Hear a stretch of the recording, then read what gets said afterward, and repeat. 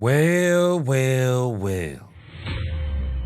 Once again, more people are getting on the Dallas Cowboys bandwagon.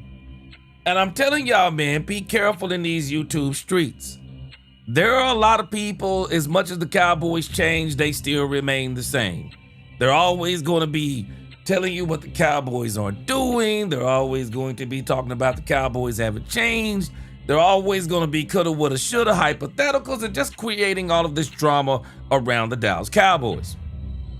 But in the grand scheme of things, there is no drama with the Dallas Cowboys. And the praise that the Dallas Cowboys are getting right now, it is much deserved praise, not because they're, necessarily that the Cowboys are going to win the Super Bowl. Let's just put it like that. Well. Let's try this again.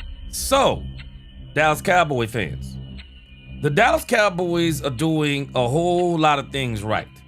It don't matter what anybody tells you, man. The Dallas Cowboys are doing a lot of things right. And this is one of the reasons why you are watching so many people get on the Dallas Cowboys bandwagon. Yesterday, I let you hear 3 different people. Today, I'm going to let you hear somebody else talking about the Dallas Cowboys and why for the first time in a long time, they are all in. And so, I'm just telling you, some of the worst enemies of the Cowboys community are the people within the Cowboys community. Because there are a lot of people who are truly recognizing that the Cowboys have absolutely been moving different ever since they hired one Brian Schottenheimer. And me, I'm going to tell you the truth. I've been saying the Cowboys are going to the Super Bowl in 2026, no later than 2027. Let's talk, Cowboys. We're about to talk facts. Let's try this again. I had a technical difficulty, so I'm hoping that this is on the same stream, but nevertheless, Cowboy fans, we are going to talk Dallas Cowboys today. I know it's beautiful outside. It's a Saturday. You're driving in your car, just turn it up and just listen. We got a lot of things to talk about. Welcome, Cowboy fans and Cowboy haters alike. I'm the G, and I'm the host of Let's Talk Cowboys, where we talk facts. And if you like this video, don't forget, or if you, as you come into this live stream, please hit that like button, share, subscribe, hit that notification bell, so you know the next time we post another video or go live. And if you haven't become a channel member subscriber yet, what are you waiting on? We have a lot of great things coming up this season. Oh, let's talk facts. Man, I got a great show for today.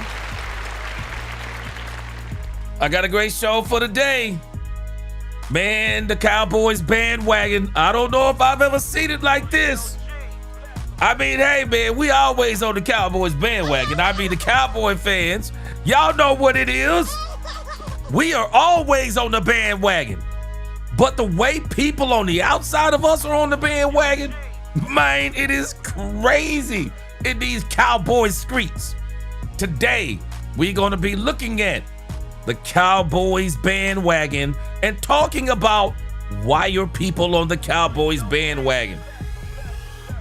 Then we're going to listen to a video and we're going to break it all the way down to the last compound.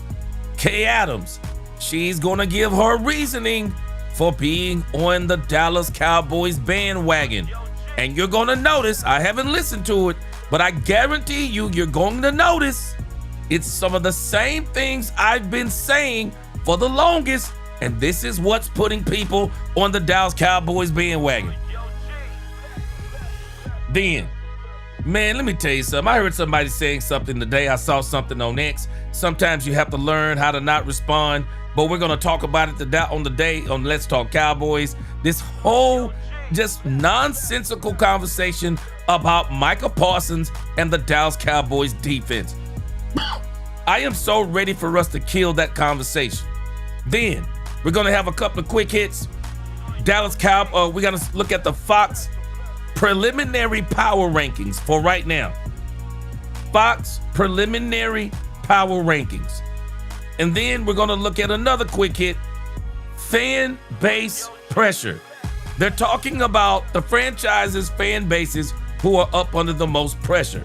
Then, fresh off the press, got a brand new article about Jaden Blue out there. I believe it's from Heavy on the Cowboys, and I think it's a very good article about how Jaden Blue, did Jaden Blue disappoint the fan base? So, this is the show for the day.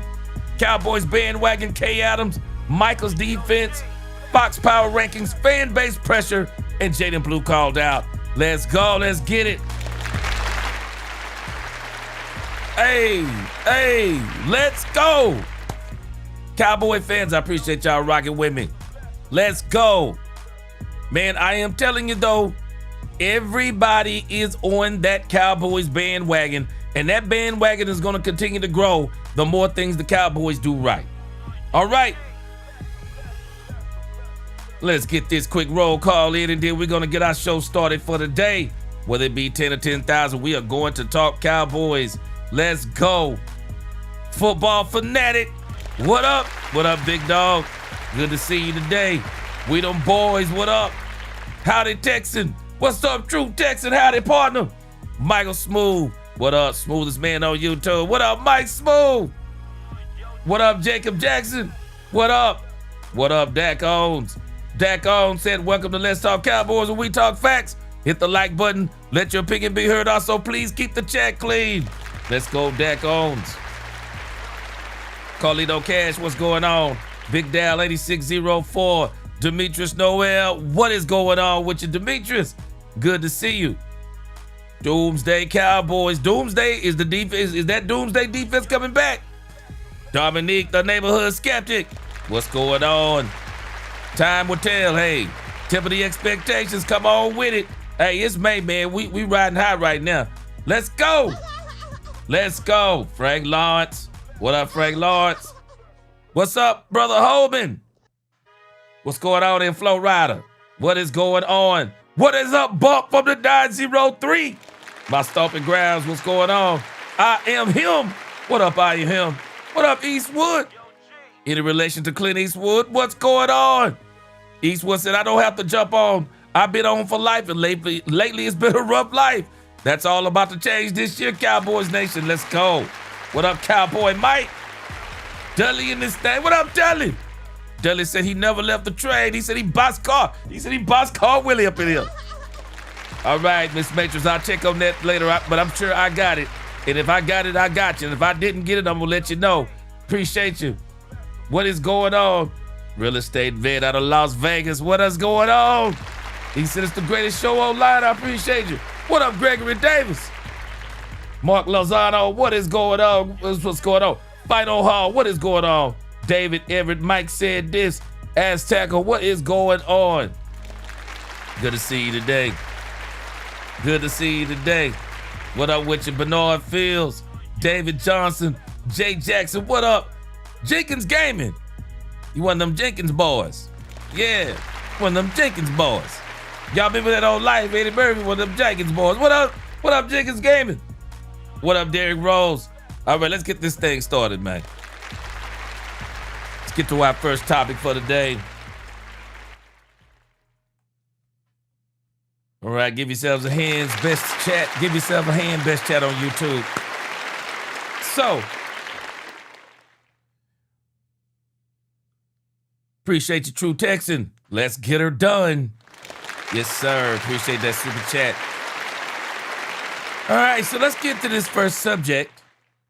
And we're going to talk about first the Cowboys bandwagon.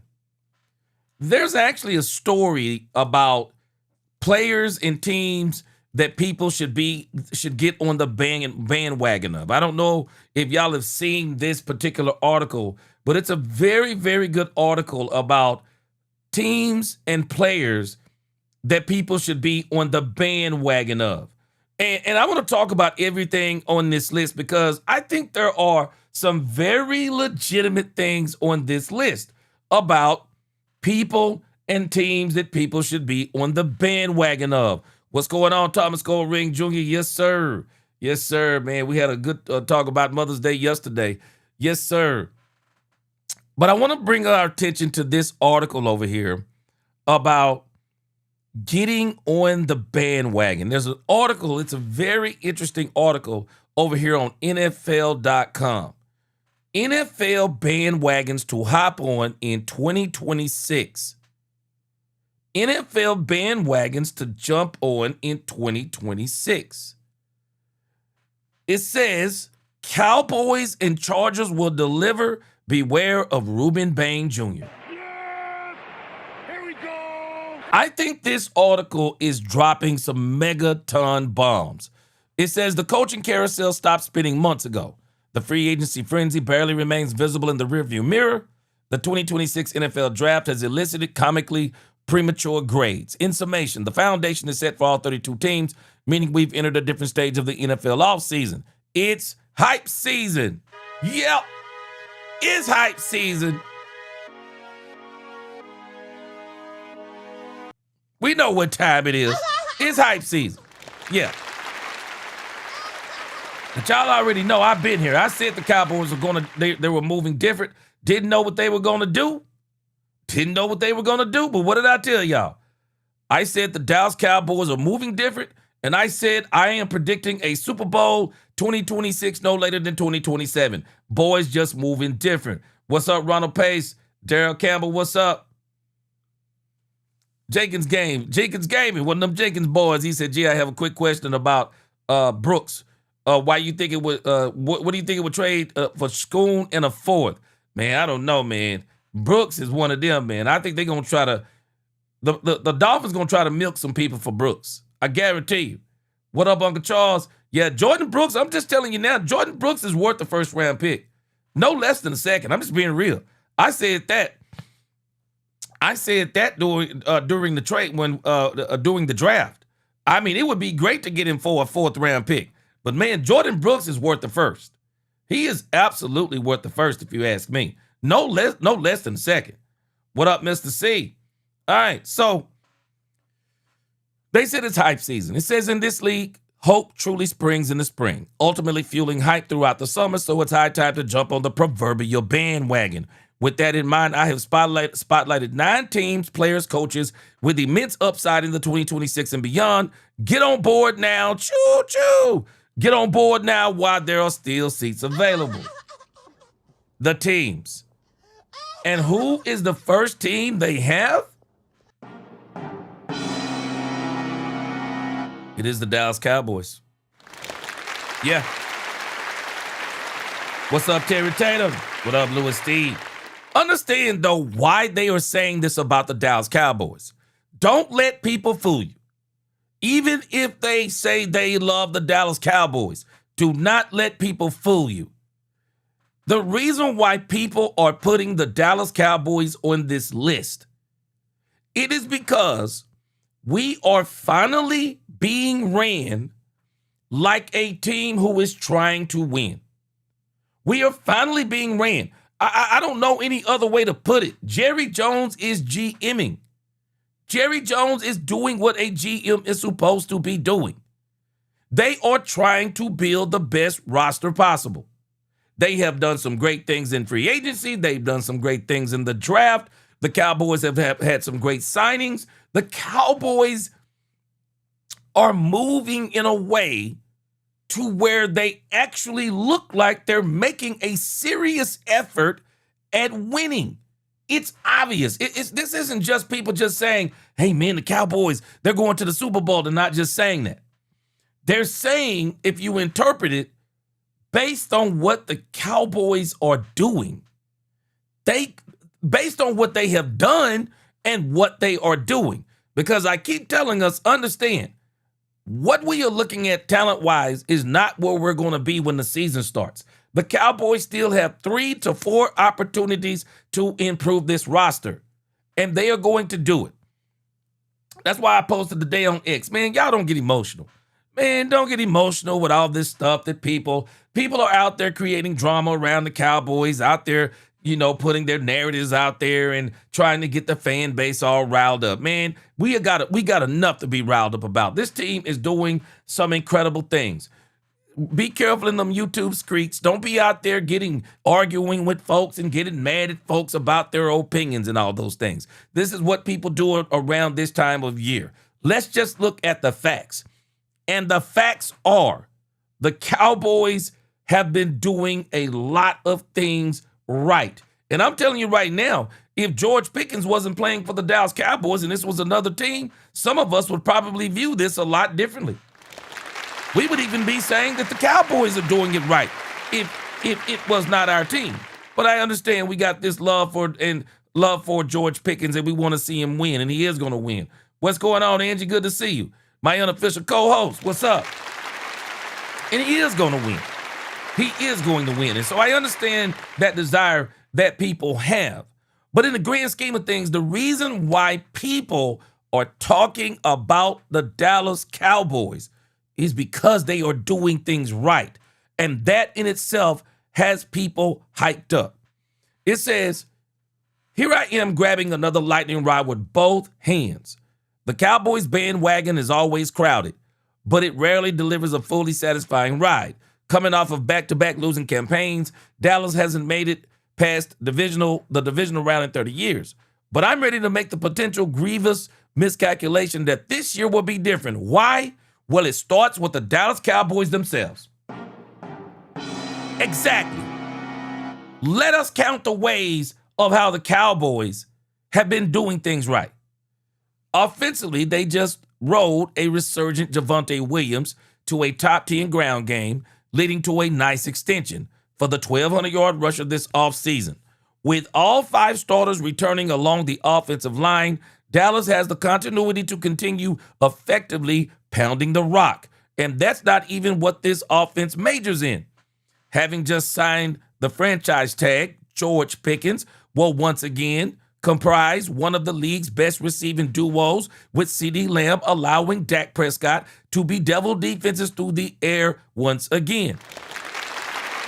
And let us not forget, let me tell you something, man.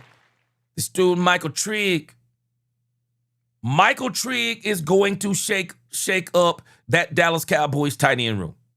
Michael Trigg, book it. Michael Trigg is going to shake up the Dallas Cowboys tight end room. Michael Trigg is going to make that tight end room better because he is extremely, extremely talented. Just his tape alone should have Jake Ferguson out there practicing right now. His tape alone should have Jake Ferguson on somebody's practice field right now. Right now should be on somebody's practice field. This dude, Michael Trigg, is really going to push this Dallas Cowboys tight end room. We're going to look at the roster here in just a moment. But the Cowboys are loading up again. You think about it says here, this could be the best offense in football. You can't even deny it. Can't even deny it. It says, Dallas's defense, of course, remains a work in progress, having bottomed out over the last 2 seasons. But I do like many of the fresh faces brought in this offseason. Here it is, starting out with hot new defensive coordinator Christian Parker. I'm still saying, as much as people are talking about Christian Parker, I don't know what he looks like yet as a defense coordinator. I'm telling you, the best acquisition on this defense right now that is proven, it is B.T. Jordan. B.T. Jordan. What this man did with the Denver Broncos, I don't think people are comprehending what he did with the Denver Broncos. A lot of these players that came out of the draft this year, last year, over the last few years, who do they call? B.T. Jordan. Pass rushers in this league. Who do they call in the offseason? B.T. Jordan. B.T. Jordan is going to pay dividends for the Cowboys. When you think about the pickup of Jayshon Barham, when you think about Malachi Lawrence, when you think about the Otito Obonyos, when you think about even Quinnen Williams, what he's going to help add to the Quinnen Williams repertoire. Kenny Clark. I mean, this guy is going to have this entire team. Donovan Ezeraku, James Houston, all of these guys will be better because that guy's with the Dallas Cowboys. And it basically talks about how, Christian Parker has been responsible for a lot of these really, really good defensive backs, Cooper DeJean, Quinyon Mitchell, and now this is the player that really sold the people on the Dallas Cowboys. A lot of people on the Dallas Cowboys, none other than Caleb Downs. Caleb Downs. Everybody is, they're ecstatic about Caleb Downs. They said, I'm fascinated to see what he can do with Caleb Downs. A first-round pick with versatility, football IQ, to bring everything together in Dallas. Let's not forget about Jalen Thompson. Let's not forget about Kobe Durant. The Dallas Cowboys. They have done some things, man. They have done some things. It says, my bullishness on Dallas is propelled by my simultaneous bearishness of the rest of the division. The Eagles just became the first team in more than 2 decades to win 2 consecutive NFC East titles. I'm pessimistic about a three-peat. I am too. A.J. Brown on his way out. Thibodeau on his way out. Saquon Barkley is at risk of being worn out. Doesn't look the same. Jaden Daniels, the Washington Commanders are wearing him out also. So when you look at the NFC East, the Cowboys should actually win the NFC East. It's just going to come down to where can they place inside of that entire division. But the Dallas Cowboys, they've done a lot of things right. They've done a lot of things right, man. And I'm going to tell you now, for all the nitpickers, you can nitpick all you want to. Man, sometimes you got to learn not to listen to certain people. I'm not going to tell you who to listen to. I'm just telling you, be careful what you put inside of your spirit, because those things will affect you negatively if you are not careful. And then, of course, they talk about the Los Angeles Chargers. And I do think Harbaugh has been building some things over there. Justin Herbert is just disappointed year after year after year. We're going to see what they do. They had Omarion Hampton last year. We'll see what he does. Houston Texans, I can understand why a lot of people would be on the bandwagon of the Houston Texans. Their defense is absolutely lights out. Their biggest hindrance is C.J. Stroud. Right now, their biggest hindrance is C.J. Stroud. C.J. Stroud had that great rookie season, and unlike Dak Prescott, C.J. Stroud didn't get better. And we can attribute it to a plethora of things: bad offensive line, some injuries at wide receiver, running back with Joe Mixon, but that's not the issue. This dude, C.J. Stroud, was literally playing for the opposite team last season with the amount of turnovers that he had in the playoffs. Just insanity.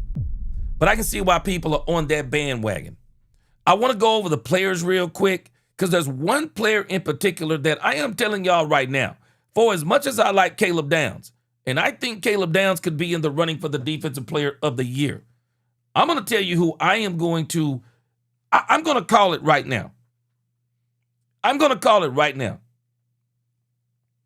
This kid may absolutely be Defensive Player of the Year, because I don't think there is a player that came out of the draft that got criticized, draft stock dropped, people hated on. There is no player that is going to have the chip on their shoulder like Ruben Bain Jr. I'm telling y'all right now, do not be surprised if Ruben Bain Jr. gets Defensive Player of the Year. Man, they talked about this dude's arms. They talked about the car incident that he had that got settled. People talked about the dude's hairline. I mean, they have talked so much about Ruben Bain Jr. It is absolutely crazy. I really believe that Ruben Bain Jr. is going to play with the biggest of chips on his shoulder. Look at this.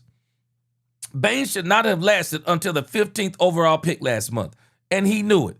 Everyone saw him storm the draft stage as a man driven by disrespect. Honestly, it felt like a supervillain origin story, and I can't wait to see him take it all out on the league. I'm telling you right now. I'm sorry, I'm telling you right now. Ruben Bain Jr., hairline and all, defensive player of the year. I mean, look at this dude's face, man. I mean, this dude was holding back the tears, man. This dude was holding back the tears. Defensive player of the year, right there. I'm telling you right now, defensive player of the year is going to be Ruben Bain Jr. Book it. Book it. I'm calling it right now. Defensive player of the year will be Ruben Bain Jr. I think Caleb Downs is going to be in there. I think he's going to be in there. But Ruben Bain Jr. is going to be playing like a man possessed this year.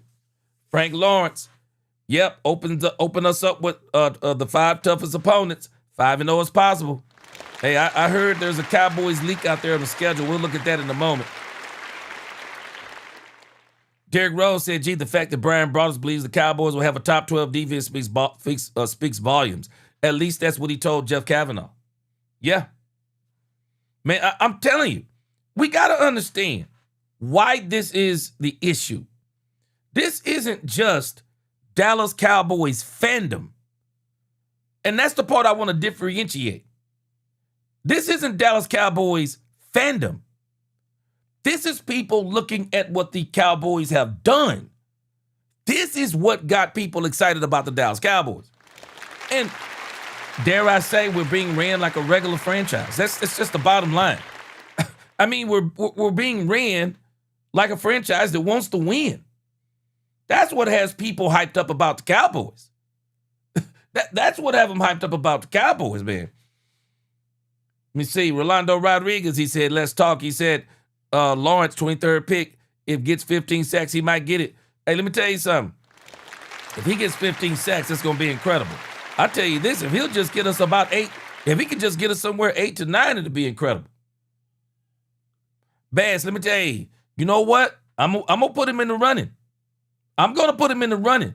But I'm telling you right now, man. Man, you know, hey, Robert Dudley.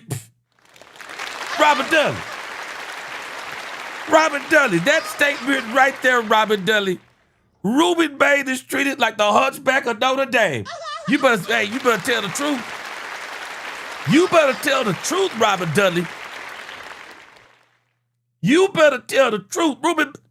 Robert Dudley said Ruben Bain is treated like the hunchback of Notre Dame. Statement of the day. Statement of the day. Man, they treated that man like trash. They treated Ruben Bain Jr. like trash. I'm sure he can deal with the hairline stuff. I'm pretty sure people have given him, probably made fun of his hair for a long time. It's probably a little ongoing joke in the locker room. I think he uses it to his advantage. I'm sure he's not tripping on that. But, man, when they start, calling this dude Tyrannosaurus Rex and alligator arms and talking about this dude's arms and stuff, oh, no, man. That was too much right there. I'm telling y'all right now, this dude, Ruben Bain Jr., this dude, Ruben Bain Jr., gonna be a demon. You watch what I tell you. Ruben Bain gonna be a demon, boy. Kippy, what's up, Kippy? What's going on? That boy gonna be a demon, man. That boy gonna be a demon. Edwin Winfield, hey, man, Edwin Minifield. He said fuel to the fire. I'm gonna tell you right now, I love the fact we got Caleb Downs, but I gotta admit, boy, before the Tampa Bay Buccaneers took Ruben Bain Jr., man, when I thought the Cowboys were about to get Ruben Bain Jr. and Caleb Downs, man, I'm telling you right now, if they'd have got Ruben Bain Jr. and man, that would have been bananas. That would have been bananas. Frank Lawrence, he said, new and improved Dallas Cowboys come storm out the gate 5-0 and stay healthy. The sky's the limit with the new coaching staff and 17 upgrades on defense. Yeah, man. Yeah, we got some depth. Hold on a second. Kimmy said, but gee, did they lie? Hey, you know what? I ain't tripping on the hairline. Because I guarantee you, his hair is probably an ongoing joke with his teammates. So I'm sure he's not tripping on that so hard. But man, when they started acting like the dude's arm length was affecting his play while not looking at the film, man, this dude's film tells you it don't matter nothing about that dude's arms. That dude is a demon. That dude's, he gonna be a demon this year. Johnny Jackson, he said Dallas does better when counted out. You know, we gonna see. You know, one of the things, Johnny Jackson, let me say this right here. One of the things that you have to be able to do is you have to be able to play above the noise. And we're going to see if Brian Schottenheimer has built that kind of culture that can play above the noise. Because in the grand scheme of things, expectations are the robber of joy. The team has to be careful. Don't read your own headlines. Don't read your own headlines. Go out there and get it. And I do think the Cowboys got those type of players right now. I think they got some dogs out there. Mr. Get Dirty said he will be hitting people like the water, like the water bot Bobby, like Bobby Boucher. Yes, sir. Yeah. Hey, we get it. Mr. Get Dirty, I'm telling you, man, Ruben Bang gonna be nuts out there. All right, but let's get back to the Cowboys. Here we go. So again, we can understand why people are on the Cowboys bandwagon. They're just doing so many things right. It's just bottom line. They're just doing so many things right. And so this is what is convincing a lot of people, man. They're just doing so many things right. Kippy Gardner said, that's the old Cowboys where we have a cultural shift. Yes, sir. I like that. Paul Lander, what up? He said, I think it's going to show this league that this year is different. I do too. Johnny Jackson, he says, Shotty's responsible for players showing up. Yeah, he's done a good job of motivating. He has. Yeah, Michael Smooth. Mike Smooth said, hit that like button. Smooth said, hit that like button. Edwin Minifield, he said, for the first time in a long time, I don't have any defensive concerns. Yes, sir. Yes, sir. And I think this is what is getting people excited about the Dallas Cowboys. Cowboys had glaring needs. They went out there and they filled those needs. And I think that's what everybody is excited about. What's going on, Headhunter? Headhunter said that the Texans leaked that we played them week 10. I don't know. I've seen a couple of schedule leaks. I don't really call, the thing in Brazil with the Baltimore Ravens. I don't really call that a Cowboys schedule leak. I also don't call it a Cowboys schedule leak. I think people are alluding to that the league may actually get the Dallas Cowboys to open up the season with the Seattle Seahawks on a Wednesday.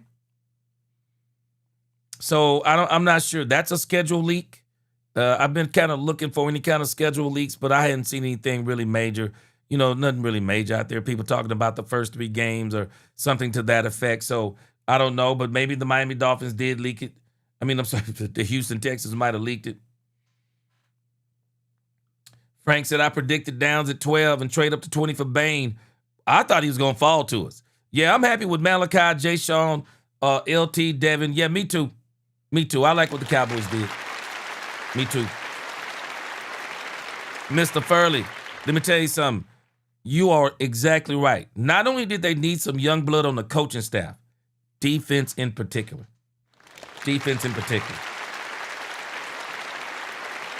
Kippy Gardner, he said he only sees losing 2 games. Yeah. Mills said Eagles versus Cowboys Thanksgiving. So, some of those things aren't really major. Jim Parvin, he said getting pumped up is what those cowpokes needs to be successful. I think I'm going to tell you what I think they're going to be excited about, Jim Parvin.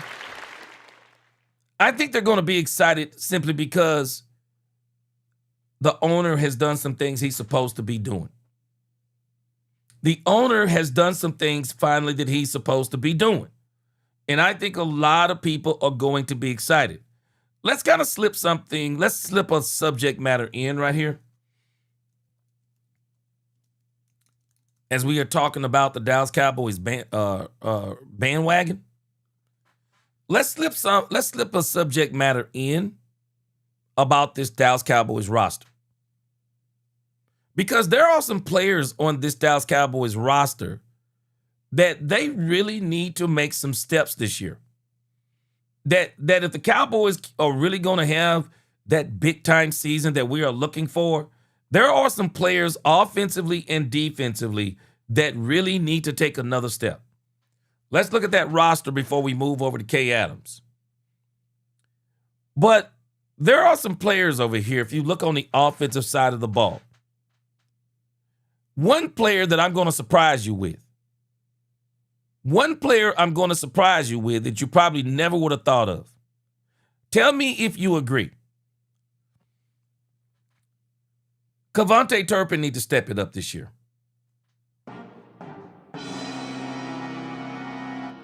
Cavonte Turpin needs to step it up this year. Who in here, who in this chat other than me and Angie, the Rebel Chicks, who in this chat other than me and Angie believe that Cavonte Turpin fell off last year? Cavonte Turpin needs to step it up, man. Cavonte Turpin was not good on special teams. It was like he wasn't even trying to run. And I think one of the mistakes the Cowboys made, gave him an extension, and decided that he was going to be the third wide receiver. And this is sometimes what we do, and we got to stop doing this. We pay a guy and say, oh, yeah, now that we paid him, now he's got to get the ball more. No, we don't need to get the ball more. We just need him to do what the heck we got him to do. No, we need Cavonte Turpin to step up this year. We need some kickoff returns, bro. We need some punt returns. And move this dude away from the third wide receiver spot. Put this dude back as a gadget guy. Man, come on, man. Put this guy back as the gadget guy. What y'all doing out here, man? Put this guy back at the gadget guy. Angie said smoking too much. Hey, Angie, he was smoking. Hey, he was out there celebrating too much.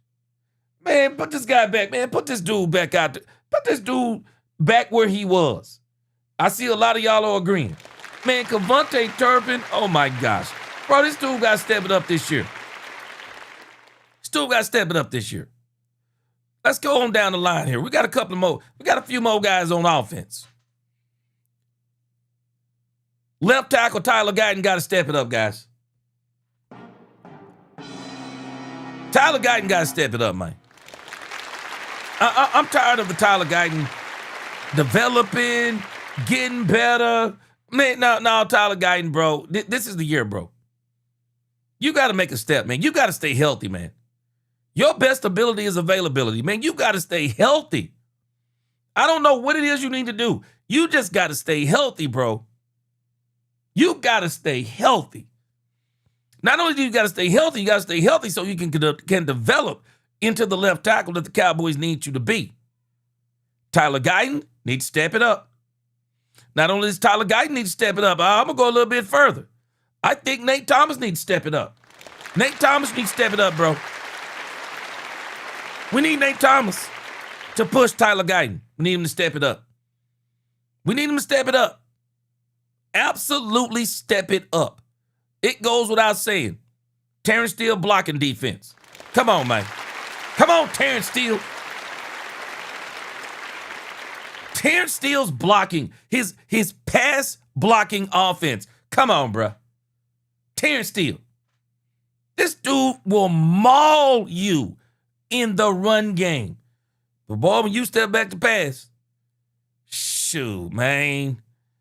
Dak got to look at his blind side. I don't know. I guess you got a blind side and a side you can see on. Dak Prescott got to be looking at both of them with these tackles out here, man. Come on, man.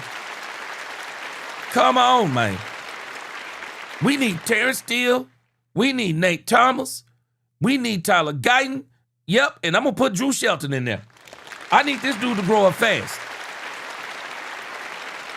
I need Drew Shelton to grow up fast. I need Drew Shelton to put pressure on Terrence Steele and Tyler Guyton, and I need Nate Thomas to put pressure on Tyler Guyton too. We need these guys to step up. Absolutely. If we are seriously going to try and make this run that we're going to try to make. Let's go to let's go to this room right here. Let's go to the tight end room. Let's go to the tight end room. Jake Ferguson, come on, man. Come on, Jake Ferguson.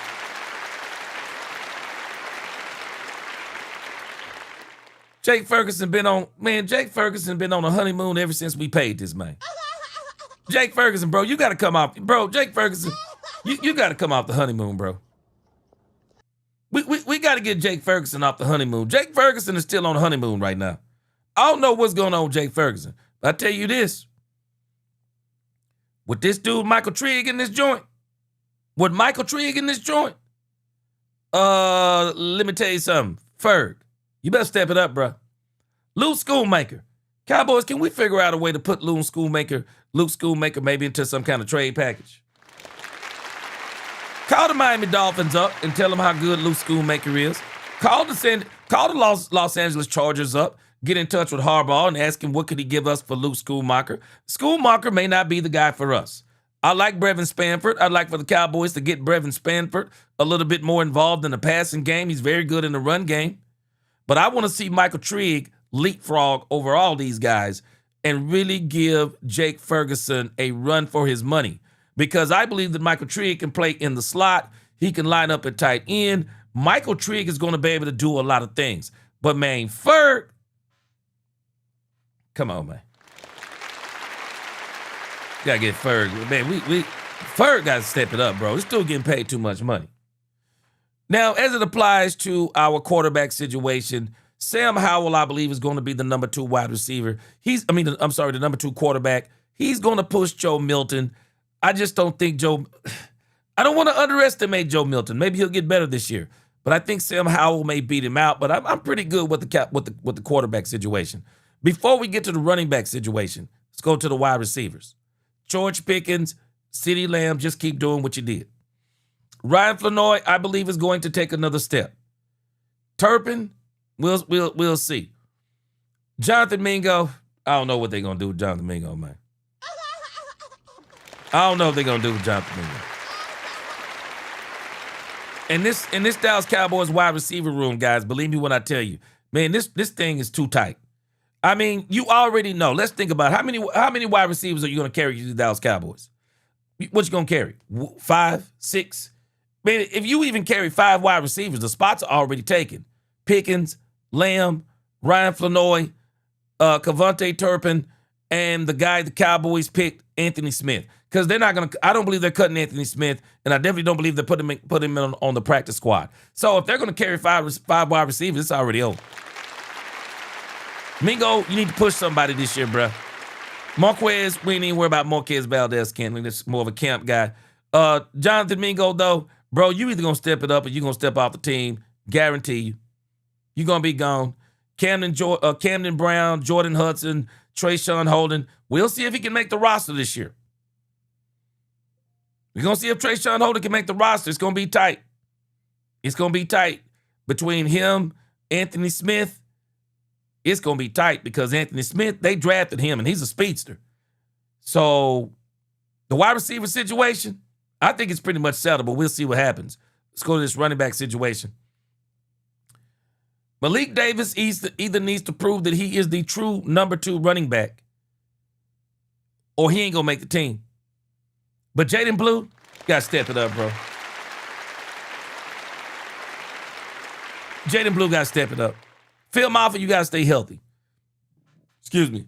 Jaden Blue, you got to get more professional. Phil Maffa, you got to stay healthy. We'll see about Israel Boniconda and Dominique Richardson. I'm telling you right now, when you talk about the Dallas Cowboys number 2 running back situation, the Dallas Cowboys actually told us how they felt about the number 2 running back situation because they didn't go and draft anybody at the running back position, and there was some good running backs out there. The Dallas Cowboys probably could have got a running back over the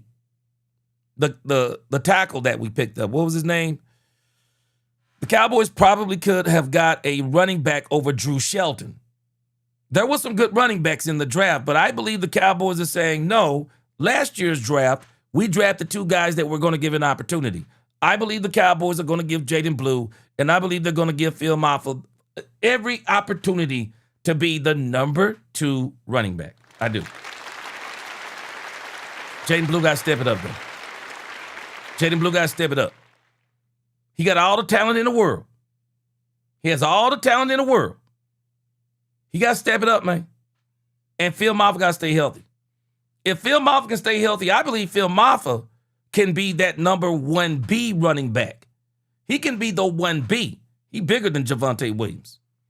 He bigger than Javonte Williams. Jaden Blue, change your pace. Brian Schottenheimer, please stop trying to run Jaden Blue between the tackles. It's not what he is. Stop trying to turn him into something that he's not. Jaden Blue is not a between the tackles runner. Got to stop trying to get guys and moving them out of their element. That is not how Texas used Jaden Blue. Jaden Blue, wheel routes, line him up in the slot, run him off the edges in your run game. That's Jaden Blue. It's not between the tackles. Dude is 196 pounds. We know Brian Schottenheimer likes between the tackles runners.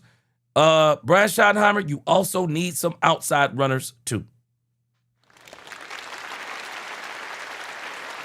You know, Nitro, I'm not underestimating Davis, but I'm going to tell you this about Davis. I think the Cowboys believe they know what Davis is. And it's obvious Davis has been around the Cowboys for a long time, and they seem to be looking for something other than Malik Davis. They're looking for something other than Malik Davis. And if you ask me what they were missing last year, was Jaden Blue giving them the home run ability. Jaden Blue gives you home run ability. 4.28 speed. He gives you home run ability. That's what you need him for. But you got to stop trying to turn him into something that he's not. He's not a between the tackles runner. He's just not that. Phil Maffa is the between the tackles runner. And I think he may, man, if this all works out, man, Phil Maffa could be that guy, similar to how DeMarco Murray was when he kind of emerged in his last 2 seasons with Cowboys. Maybe Phil Maffa will emerge like that towards maybe mid-season. And as the season goes on, we'll see what happens. And then, of course, I'm not blaming Hunter Lipke on Hunter Lipke. I'm going to blame Hunter Lipke on Brian Schottenheimer. Brian Schottenheimer, you got to figure out how to use Hunter Lipke. You just got to figure out how to use this guy. They don't know how to use Hunter Lipke. I'm just telling you now. I mean, I wouldn't be surprised Hunter Lipke go the way of Deuce Vaughn. I will not be surprised. The Cowboys either wind up letting him go next year or they wind up trading him or something because, man, they don't know what to do. They don't know what to do with Hunter Lipke. If they do, show it to me. Jeremy Bett said, I wouldn't be depending on Jaden Blue. His immaturity and mentality is too much of an entitled mindset. Well, you know, we were talking about this yesterday. And the thing about the Dallas Cowboys is Hollywood. We were talking about this. Angie mentioned it yesterday. It's Hollywood. It's Hollywood. And I think think about it. He Hollywood. He come up in here in Louis Vuitton cleats. Oh, bro. You're a rookie, man. Sit your butt down somewhere. Don't come up in here in no doggone Louis Vuitton cleats. And no, them ain't no official of Louis Vuitton cleats. Come on, man. Stop it. Come on, man. Then go put blisters all over your feet. What's going on, Daryl Campbell? You looking debonair, man. I like that suit you got on there. What's going on? Yeah, Angie. Yeah, you can blame Clayton Adams too. They got to do better with Hunter Lipke. And it don't seem like to me, they don't know what to do with him. I think he's a great player. They just don't know what to do with him. They literally don't know what to do with this dude. They don't know what to do with him. And so the offense, we're probably kind of nitpicking with the offense. But I do think those are some really big nits. Left and right tackle for sure. Tight end room for sure. And they need to figure out what they're doing in the running back room. They definitely need to figure out what they're doing in the running back room. Now, let's kind of look at that defense on this roster. Some players that really need to step it up this year. Some players that really need to step it up this year. I'm going to the 2025 picks. I'm going to Jay Toya. Jay Toya, we need you to step it up, bro. We need Jay Toya to step it up. What are you? We need Jay Toya. Whatever the heck y'all doing with Jay Toya, we need him to do it. We need Jay Toya to really, really step up. Let's see who else we got here. Rashawn Gary. He don't have to step up per se, but I definitely want him to prove those guys wrong. Need to prove those people wrong who were talking about him over in Green Bay. But let me tell you, linebacker situation. Maurice Leofau. You have got to work your way from being the third linebacker, bro. Come on, Maurice Leofau. Come on, Maurice Leofau, bro. You've been on the team, man. You got to make a step this year. You got to push these guys, Maurice Leofau. You cannot allow these guys to push you off this squad this year, Maurice Leofau. We need Maurice Leofau to step up. I might surprise y'all with this one. Demarion Overshown. Demarion Overshown. Bruh. Demarion Overshown. I'm putting you in the same category as Tyler Guyton. From this perspective, man, you got to stay healthy, bro. You just got to stay healthy. First off season, this man went into healthy. Coming into the season healthy. He got to stay healthy. Demarion Overshown had to stay healthy, man. He got to stay healthy. We need Demarion Overshown to be in the running for Defensive Player of the Year. We need this man to stay healthy. Shamar James, need him to step up. Need him to take another step. Y'all might not realize it, but this guy, Justin Barron, is supposed to be a beast. We need him to show it this year. We need Justin Barron to step up. We definitely need Justin Barron to step up. I'm going to give you another guy you might look at as a surprise. Donovan Ezeraku. Donovan Ezeraku, you were great at stopping the run, bro. You were great at stopping the run. But, man, we need you to be the pass rusher that we thought you were going to be. Let me give you another guy. I'm going to come back to James Houston. Sam Williams, I can't even believe he's on the team. I can't even believe Sam Williams is on the team. But because he's on the team, Sam Williams need to step 3-4 steps up, man. Sam Williams need to take some tremendous steps. If not, he don't even need to make it out of training camp. I'm gonna keep it 100%. I'm gonna keep it a bean. He don't even need to make it out of training camp if he don't step up and beat out some of these guys like James Houston. Speaking of James Houston,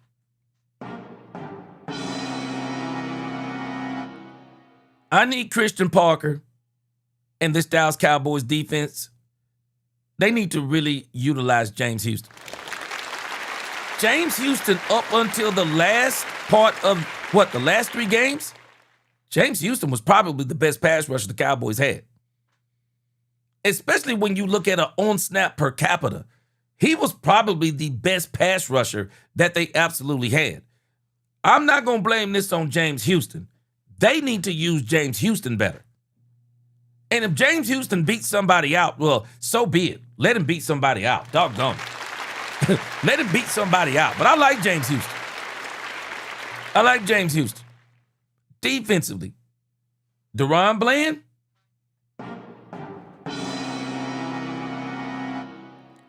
Guys, I'm going to say something that y'all might think is crazy. And it's me, so don't crucify me. I'm about to tell y'all something about DaRon Bland. If I'm the Dallas Cowboys, I don't care what I'm paying DaRon Bland.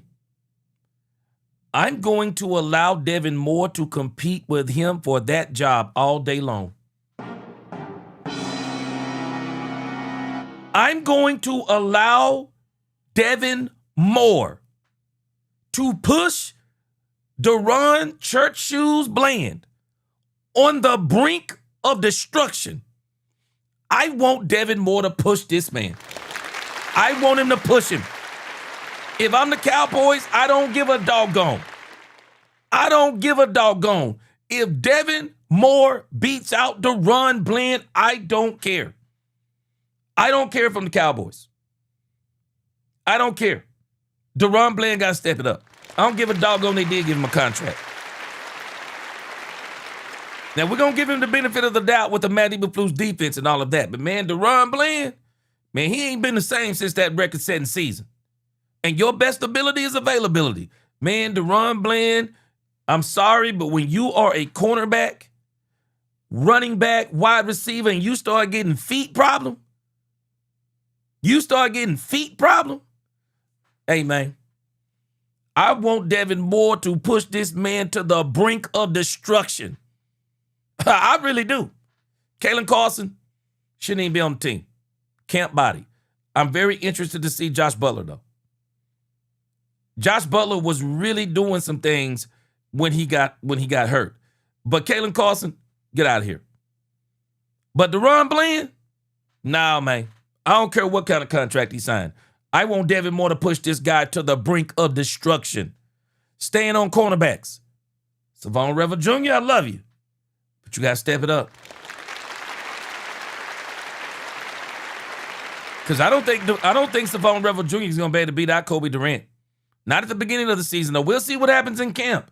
But, hey, Savon, you want to start? You're going to have to play your butt off, bro. Because Kobe Durant, he going to probably be the starter starting out. Troy Bridges, camp body, get out the team.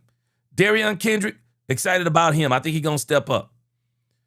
Caleb Downs, man, we already know what it is. Stewart Reddy, like what I saw last year. Like to see a little bit more from him. Looking at the safety position, Marquise Bell. Let me tell you something right now. If I'm the Cowboys, I don't even know if Marquise Bell makes the team. Marquise Bell, to me, has been a disappointment. The reason why I say Marquise Bell has been a disappointment is because I shouldn't have had to go get Jalen Thompson, Marquise Bell. We extended you for a reason, Marquise Bell, so that we wouldn't have to go get Jalen Thompson. So that when we let go of Donovan Wilson, Marquise Bell, you were supposed to step into that spot. Marquise Bell, no prisoners. You don't make the team, you just don't make the team. I don't care from the Cowboys. Marquise Bell got to step it up. Marquise Bell got to step it up. Malik Hooker, bruh, don't count on Malik Hooker being the starter. PJ Locke, I need PJ Locke to push Malik Hooker to the brink of destruction too.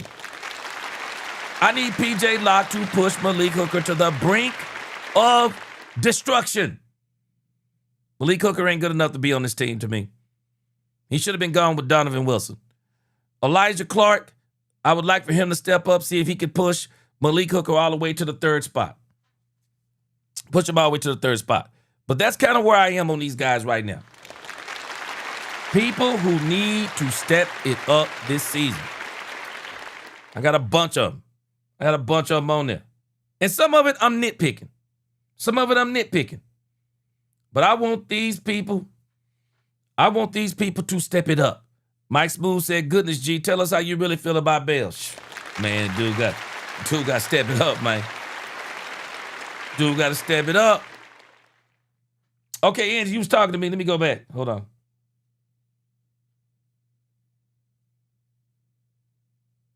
Angie, repost what you was saying to me.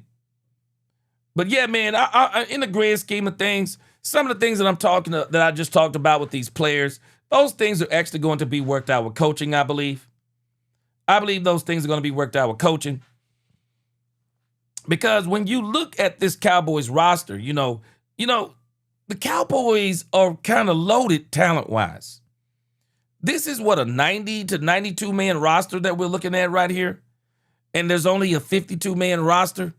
I mean, once you cut all the fat off of this roster, man, you pretty much know who's going to be who. I mean, we already talked about offensively. You know, when you start looking at defensively, man, it's going to be a lot of people left off this list. Man, it's going to be a lot of people left off this list. Because you think about it. Quinnen Williams ain't going nowhere. Otito Ogbonnia, Kenny Clark, Rashawn Gary, Overshawn, D. Winters, Ezra Raku. I mean, that defensive front that you're looking at, they're going nowhere. Malachi Lawrence, Jayshon Barham, these guys are going nowhere. Jay Toye, they got him last year. Jonathan Bullard, we're going to see. Shamar James, we're going to see. James Houston. I mean, when you look at some of the back end of this thing, man, so many of these people on the back end going to be gone, it's going to make your head spin. It is going to make our head spin with so many of these players that are on here that are going to be gone. They're going to be gone, man. We got quite a few, got quite a bit of talent in here. So we'll trim it down, of course, as they start doing the cut downs as we get close to the end of camp. But again, man, the Cowboys, I can really see why. Because even when you look at all the players that we have, man, once you start trimming some of the fat, ooh, they're going to be looking pretty good. They're going to be looking really good, pretty good. JCT Slice, he said, should we be on the bandwagon? G, the offseason moves we made have been excellent. We've done some right things. We still have 4. JCT Slice, you just answered the question. Because we still have 4. That's one of the very reasons why we should be on this bandwagon. But we good to go. Dick Rose said, G, after this kind of talk, those players you called out certainly won't be sending you Christmas cards. But I'm sure you won't lose any sleep. Hey, and again, let me say what I said again, Derek. Some of these guys I'm nitpicking. But I'm saying some of these things because there is some talent on this team. And the better the competition on the team, it's going to make the team better. Because they got some man, let me tell you something. Man, we got some battles coming up in training camp, man. When you look at our linebacker room, battle. Cornerback room, battle. Those 2 positions on defense, it's going to be a battle. Linebacker and cornerback. I think we pretty much settled on defensive line, with on the defensive line guys. I think we're pretty much settled there. But linebacker and cornerback, it's going to be a battle to the finish. Battle to the finish. I think there's going to be a battle to the finish for the Dallas Cowboys number 5 wide receiver spot, because I believe the first 4 spots are pretty much taken. If the Cowboys go with 6, then there's going to be a battle for the number 5 and the number 6 spot. I believe there's going to be a battle for the 3rd tight end spot on this team. There are going to be some battles. I think there's going to be a little bit of a battle at the tackle position, and I think there is about to be a huge battle at running back. It's about to be a huge battle. These running backs, Malik Davis, Jaden Blue, Phil Maffa, Abani Konda, and the Richardson kid, they're going to have to prove to the Cowboys that they don't need to go outside of the team to go get the second running back. Somebody's got to step up as the second running back on this team in training camp. And they got to do it in a big way. They got to do it in a big way. They got to do it in a big way. All right, let me see here. All right. Bad said, who cares about the players' feelings? Get out there and do your job, perform. Content creators ain't worried about the players' feelings if they criticize them. It ain't slander. Yeah, I'm just, like I said, I'm doing some nitpicking. I'm doing some nitpicking. But I'm doing the nitpicking because if they will go out there and compete for those starting jobs, it's only going to make the team better. There will be blood. Players need to truly understand the history and culture of the Cowboys organization. With certain players we have now will display a no-nonsense, will display a no-nonsense player, point blank. Yeah. And again, man, people got to really understand. People really have to understand. You don't need to. There are only certain players that need to be promised positions. And the only reason why you're going to promise them those positions is that they're going to outwork the people anyway they're competing with. So you're not really worried about those people. But there are other positions, man. There is some serious competition needs to be out there. And just, hey, man, best man win. Because I really want Devin Moore to push the run blend to the brink of destruction. Headhunter said the bad part is in camp, you can't really judge the backs. Yeah, but they're going to have to show some things.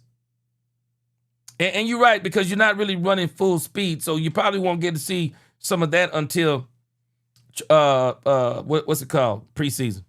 Demetrius said, shoddy innovative skills are limited, and that's my concern because it leads to some obvious dumb play calling. I want him to do what he did, though, when he was up under Mike McCarthy. When Brian Schottenheimer was under Mike McCarthy in 2023, one of the things that one of the things that Brian Schottenheimer did when he was under Mike McCarthy is that Brian Schottenheimer went and looked at what other people were doing in the league. And he got Mike McCarthy to incorporate that into some of the things they were doing. So just do the same thing again. Go out there and look at the best of the best. See what they're doing. Sprinkle some of that stuff into what you're doing. All right, let's move on to our next subject. Yes! Here we go! Let's move over here to Kay Adams. Everything that I have talked about, is the very reason why Kay Adams is on the Dallas Cowboys bandwagon. Listen to Kay Adams tell you in her own words why all of a sudden, Kay Adams is all in on the Dallas Cowboys. This is Kay Adams in her own words. Check this out. We could touch on the Cowboys here as well, because I feel like I won. And I won and you won. And if there was any doubt about them still being America's team, Caleb Downs, highest selling rookie jersey in the NFL right now. Love that for him. The headlines out of Cowboys rookie minicamp are all about George Pickens, not a rookie, because he officially signs his franchise tag late last week. And Shoddy said that he has no plans to discuss the tag with Pickens. And so it all feels like it's settled and signed and sealed, and this is great. This is a win for me. See, I don't think a lot of people realize how big of a win. I'm telling y'all right now, man, George Pickens is winning. We don't see it right now. George Pickens is winning.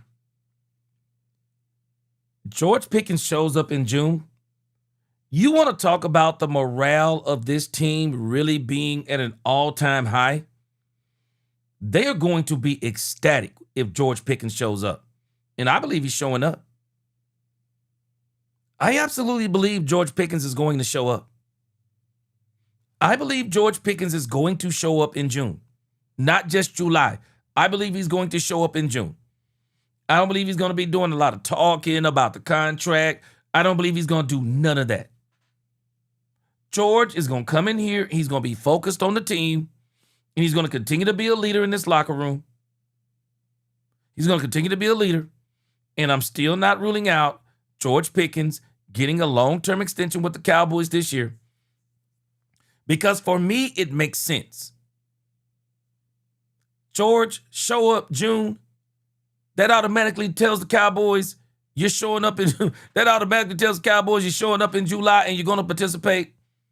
Will not be surprised. Cowboys extend him. Go out there and get another player with the money they're going to save with the George Pickens contract. I would not be surprised. And I told y'all from the beginning, and I've heard nobody else say this, and I don't listen to a lot of people like I used to. But did I not tell y'all? The only one that can truly control the drama is George Pickens. And he's done exactly that. Did I not tell y'all? Did I not tell y'all? The person that can control this drama is George Pickens. He's doing it better. Dare I say, I believe he's doing it even better than Dak Prescott up until this point. I think he's even doing it better than Dak Prescott up until this point. Because he ain't saying a word. George signed that tag. He out there living his best life with CeeDee Lamb. No cryptic text, no cryptic post, other than the Brinks truck in the video. I don't blame you. Because even if you're on the franchise tag, man, when you think about what that man made in his first, 3 to 4 seasons, and that what he about to make, yeah, that's the Brinks truck. 27. But hey, I believe God has more for George Pickens. George is winning, y'all, and I'm telling you. And George signing that tag, and this is what Kay Adams is talking about, because George Pickens blew all of the Cowboys content out the window. People who were going to be complaining, oh, I don't blame George for not signing. Oh, I don't blame George for this. George shut it down. George shut it down. Even the people who keep trying to vehemently defend, there is no more reason to defend George Pickens. He signed the tag. What are you defending? The fact that he signed the tag? What are you defending? George knows what this is. George is playing the game, and he's playing the game right. Is he taking the risk? Yes. Yes, he's taking the risk, but he understands this is the risk that he must take. And he's going to get $27 million while he's taking it. But I believe that George is still going to have that opportunity to get that long-term deal. Bad said he wants Pickens to shock everybody in the out there. Yes, sir. Sebastian said, I don't understand why you would not pay George. Slim Pickens just called the agent. Don't rule it out yet. Don't rule it out yet. And I think this is where people are kind of misstepping on this. Don't rule it out. Bad said, I think the Joneses are interested to see his maturity, where his mental is at. So him showing up to that would show the Joneses a lot. I believe so too.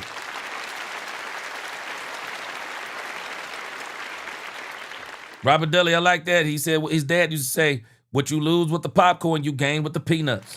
Yes, sir. Ronald Pace. What up, Ronald Pace? Ronald Pace said, hit that like button. Michael Smooth said, hit that like button. Let's go. Big Amish, he said, gee, I agree. Slim Pickens is way more smart and mature than we give him credit for. And the reason why, Big Amish, Dak Prescott is staying in his ear. CeeDee Lamb is staying in his ear. Do y'all remember the advice that George Pickens, the advice that CeeDee Lamb and Dak Prescott gave Micah Parsons? Oh, I got news for you. Micah Parsons didn't follow that advice. I mean, he became the highest paid non-quarterback, but it also got him out of Dallas. George is actually following the advice. He's following the advice. Demetrius Noel said GP has everything to lose and Mulugeta has nothing to lose because it won't be just Jerry that decides they don't want to deal with Mulugeta clients. Yeah, and I think George is, but he's winning. Demetrius, he's winning. Trust me when I tell you, I believe he's winning. And I believe what he's doing is going to pay dividends for him. Do I like it? No. But this is the situation that he's in. And I think I think it's going to work for him. I do. Freddie L. Truco, what's going on? The real Daryl, this is the big, this right here is major. Buying into what the coaches are asking them to do on the field. Yeah, major.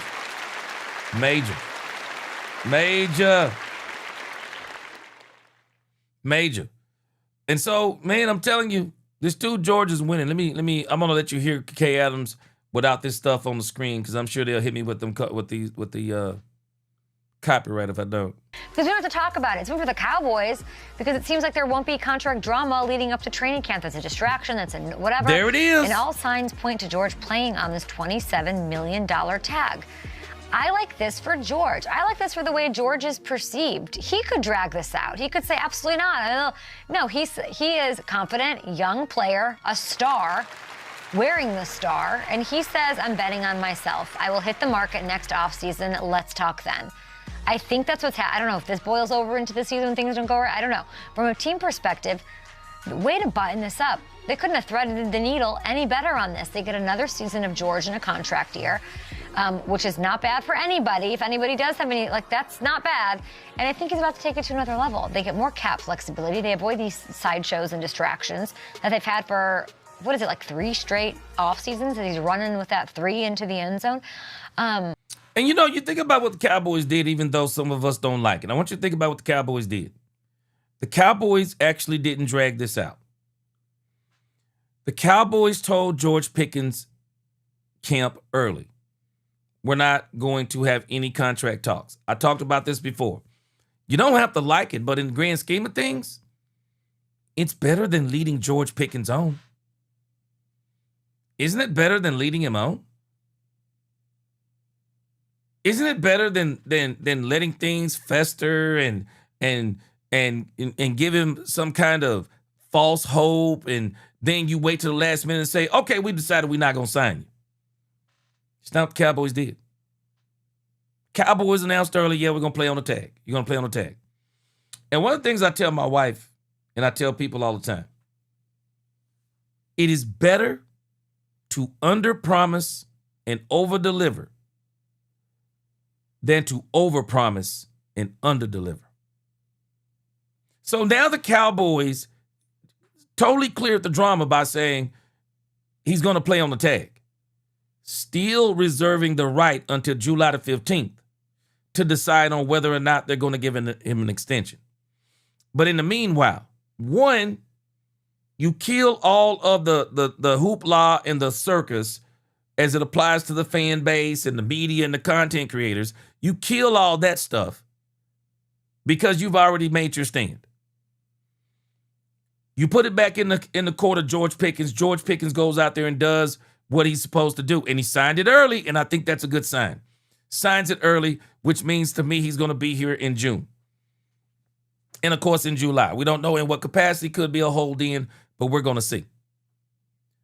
But in doing all of that, you took all of that drama out of it. You let all the air out of it. And so now it's all about George controlling the narrative, which George has done a great job of so far. I just think he's done a great job of controlling the narrative. And so people can say anything they want to about George, but his behavior has been exemplary. It has been exemplary. Love what he's doing. Don't care. It don't matter if people agree with it, because I don't agree. I would love for him to be on that long-term deal. But again, I don't write the checks. What's going on, Rod? Hannah, good to see you. Dudley said, I think GP will be better man for this. Me too. And it helps Dallas Cowboys, too, to do more with Jerry Jones in the office to get more and better players. Yeah. Yeah, I like it.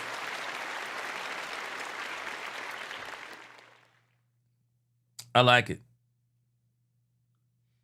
Sebastian said, as I recall, talks between Michael Parsons and Jerry Jones broke down last April. I'm thinking it was after the draft, so it might have been May. It might have been Mayish. Michael Parsons didn't really start all the crazy stuff until after the draft. Didn't start till after the draft. And understand, Michael Parsons and George Pickens situations are totally different, though. Michael Parsons was never known for some of the stuff that George Pickens did over in Pittsburgh. And you would think George Pickens was a bad guy off the field, like with the law, but he wasn't. I just think he was acting out because of the environment. But at the end of the day, George Pickens, if he became a motivational speaker today, I guarantee you George Pickens would tell people, he would tell these young men, don't do what he did. It's a cautionary tale. Whether we like it or not, it's a cautionary tale. And especially when you're talking about somebody like what's his name, Mike Tomlin, got a heavy shadow casting over you. Jeremy Bett said, I think they went with being real with the player. They learned from Michael Parsons. I think that's a great point. They learned from the Michael Parsons situation. They didn't like when he was not keeping his word and staying on an even playing field. Creates trust. I agree. And I think it's going to work out for him in the long run. And this is one of the reasons why she is saying, because did I not tell y'all this the other day? There is no drama with Dallas right now. The only drama I hear coming from Dallas is not coming from Dallas. The only drama I'm hearing from Dallas is people who are Dallas Cowboy fans. That's the only drama I'm hearing. I'm not even hearing drama. And this is the more crazy part to me. I'm not hearing drama even from the media. I'm not hearing drama from anybody outside of what I would deem as the immediate circle. The drama just seems to be coming from a very small few, because there's actually no drama in Dallas. There's no drama in Dallas. Bottom line, there's no drama in Dallas. I'm in on the Cowboys. I don't know that I've ever really said that in my career. I don't think I have at this point of the season. There's always an expectation. Everybody else is talking about them, so I always end up talking about teams that are less talked about. I'm pretty in on the Cowboys this year, and I know that I'm all in on the Commanders. I don't like them more than them if we're picking sides here. But you got to give love for everything that they've done since the Micah trade. And that's Jerry, Will McClay, I see you, Stephen Jones, I see you. They just kind of keep giving us reasons to be in on the Cowboys in 2026. Their win total on FanDuel Sportsbook is 8.5. Doesn't that feel low? Doesn't it feel like, what are we doing here? So I like them from that regard. They're flying under the radar a little bit. And what they've done in the front office, these moves, the drafts have been great. And would I vote them maybe most improved this entire offseason? Maybe. I might beat that drum for them. Yeah.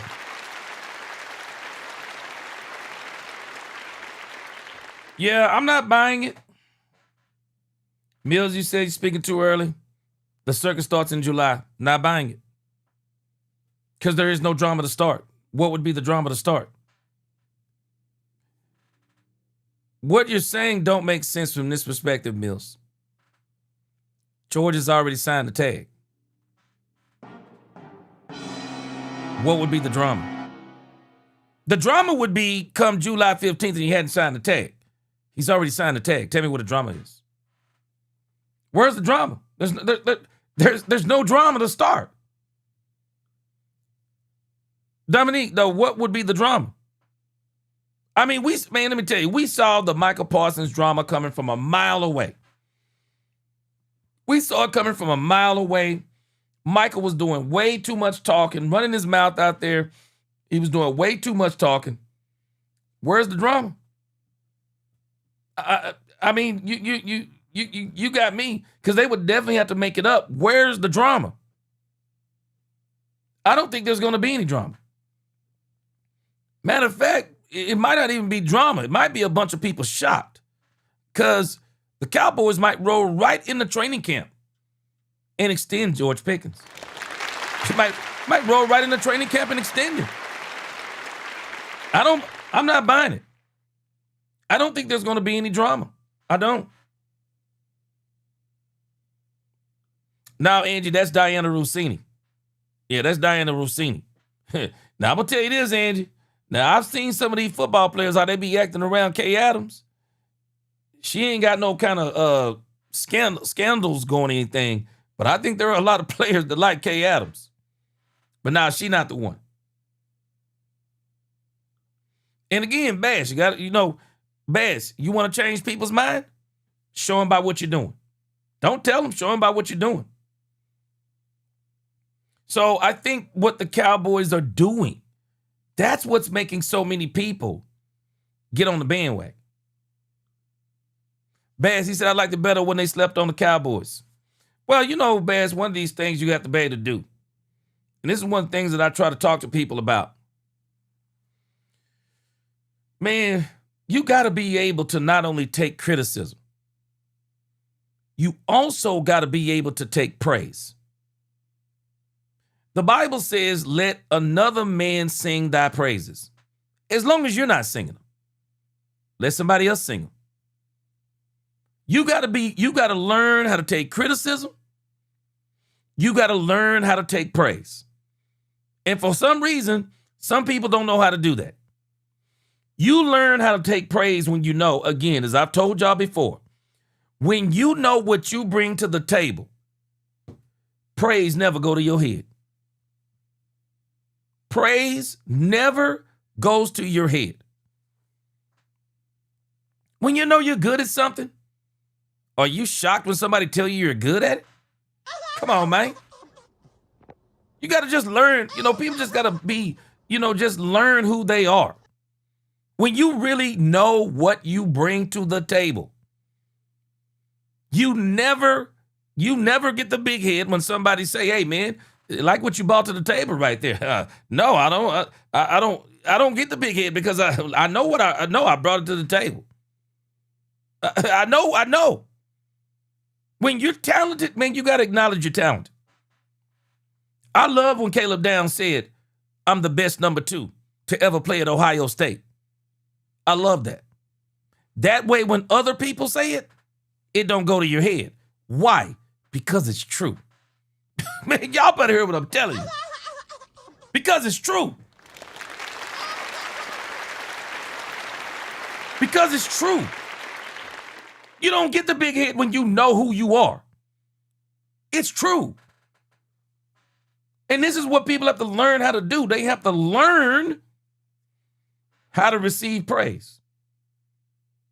Somebody telling you that something you already know? Okay, Captain Obvious. I don't change my step because somebody says something about me that I know is already true about the ability that God has given me. Please. What I'm getting the big head for, man, I already knew this. I already knew this. When you think like that, you never get the big head. It's business as usual with you. If you're great, you just be great. If you're great, you just be great. Bottom line.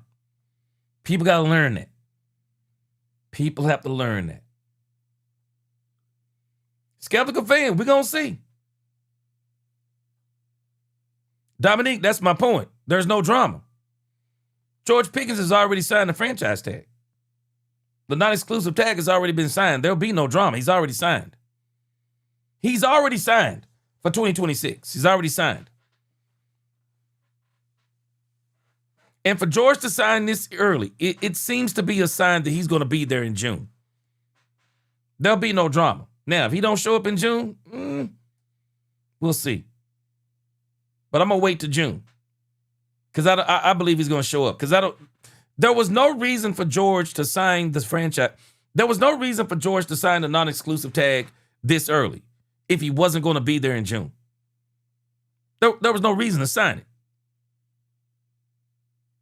George signed that tag early for a reason. Believe me when I tell you. He signed it early for a reason. There will be blood. He said, gee, sometimes our own fans are our worst nightmare. Yeah. He said, I believe some of our fans love drama because they've gotten used to that. And Jerry, to a degree, has helped add that over the years, in my opinion. Yeah. There will be blood. Let's be honest. People have made money off of the negativity and the mishaps of the Dallas Cowboys. Jerry Jones, media, content creators included. Make money off of it. I don't want to make money off of the mishaps of the Dallas Cowboys. I would rather be doing what I'm doing based on the success of the Dallas Cowboys. Jeremy Betts said, it ain't going to be any drama unless GP wants it. Bottom line.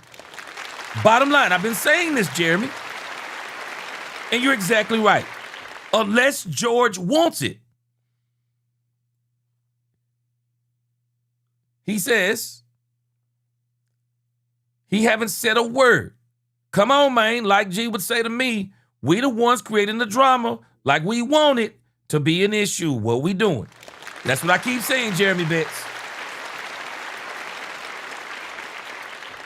That's what I keep saying. George has done this perfect. No matter what anyone says, man, George has done this perfect. Yeah, Bass, you talking about Diana Rossini? Bass, let me tell you something. Some men like petite women. And not Diana Rossini. I'm talking about Kay Adams. Kay Adams is a very petite woman. And there's a lot of men that like petite women. Yeah, I think they be after. Newhouse fam said he gonna slide into DMs. I saw what he posted earlier. Newhouse fam said he gonna slide into DMs. Dominique, we gonna see. Me and you, hey, if the Lord is willing, Dominique, me and you gonna see. And one of us gonna be saying, I told you so. One of us gonna be saying, I told you so. I ain't gonna say I can't wait. We already got enough things happening out there in the world. But when they get here, we gonna see. Yeah. Yeah, hey, man, I'm telling you, man. I try to teach people this, man. You got to know what you bring to the table. You got to know what you bring to the table so that when you hear it, it's not foreign to you. You don't need the praise of men when you know what you are. You don't need the praise of the men. Because what I used to tell y'all all the time last year, whoever builds you, they can kill you. Whoever builds you up, they can knock you down. Don't let people build you up. Don't let people build you up. Understand who you are. Derrick Rose said, gee, the fact there is no drama with the Cowboys, I wonder if this will be, but ESPN and Stephen A. Smith puts ESPN and Stephen A. Smith out of business. Well, Derrick Rose, I'm going to tell you something. You do know you got an indicator of this already happening, right? You do realize Derrick Rose. Let me tell you something nobody's noticing. First Take is suffering from the Dallas Cowboys doing everything right. Do y'all know what was the key indicator? Somebody tell me in the chat. What do you think the indicator was that no drama in Dallas is hurting Stephen A. Smith and is hurting Stephen A. Smith and ESPN First Take? Tell me what you think the indicator would be. Tell me. Because I can tell you what the indicator is if you're not paying attention. There is a clear indicator that the Dallas Cowboys doing things right is hurting ESPN's First Take. It's hurting NFL on ESPN. It's hurting NFL on NBC. It's hurting all of them. And if you pay attention, there was a clear indicator this week that no drama in Dallas is hurting these networks. It's hurting them. Lost in Translation said, Jim, I'm not worried about George. Me neither. I'm worried about the left tackle. Me too. And our running game. I'm not even worried about the defense anymore. Yeah. Yeah, we can worry about the right things now.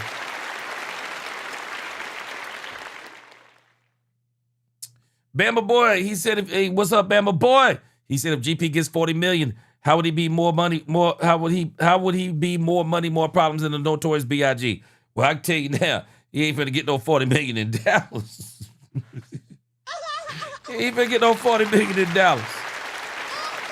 Yeah, he finna get no $40 million in Dallas. Yeah, hey, Newhouse fam, yeah, you better be careful, man, putting yourself in the place of saying if it was you with K. Adams, boy, you better be careful. Better be careful, boy. Frank Lawrence, he said, Frank Lawrence, appreciate the super chat. He said GP signed to leave. GP signed to leave, no doubt, to management. He all in. Me too. I believe he's all in. Yeah, I don't think he signed early to be gone. I don't think he signed early to be gone. Derrick Rose said, G. Stephen, no hairline. Derrick Rose said, G. Stephen, no hairline Smith may have to look for a new job since there's no drama in Dallas. Hey, Derrick Rose, answer me this one, though. What is the indicator? What is the indicator that no drama in Dallas has been hurting First Take and hurting Stephen A. Smith? Tell me, what do you think the indicator is? Because I'm going to give it to you. I'm going to tell you what it is. Angie said, let's make a bet. Jerry or Stephen do some shicey stuff in July. Well, the question would be this.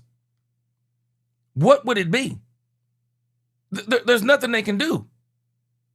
That becomes the question, Angie. What could they do? George has already signed he's already signed the tag. What could they do? I mean, the only thing shiesty the Cowboys could do July the 15th would be trade George Pickens. But other than that, what could they do? Mills. There it is. Skip Bayless back on First Take is letting you know everything you need to know. No drama in Dallas is killing folk. No drama in Dallas is killing folk. JCT Slice, Skip Bayless. Yes. Skip Bayless. Bass says Skip Bayless is that worm in the old SpongeBob episode of The Wheelchair with Smokers, Raspy Boy, Skip Bayless. You got it. If that didn't tell you no drama in Dallas is hurting these people, there it is. There it is, Skip Bayless. Skip Bayless, it told you everything you need to know. Why would they put Skip Bayless on ESPN? Especially after the Skip Bayless and the hairdresser scandal. Why would they put Skip Bayless back on First Take? Those numbers are down. Those numbers are down. Watch this. This is the next thing not gonna shock me. Because when the Cowboys started paying dividends on what they've done, they're gonna bring back Shannon Sharp.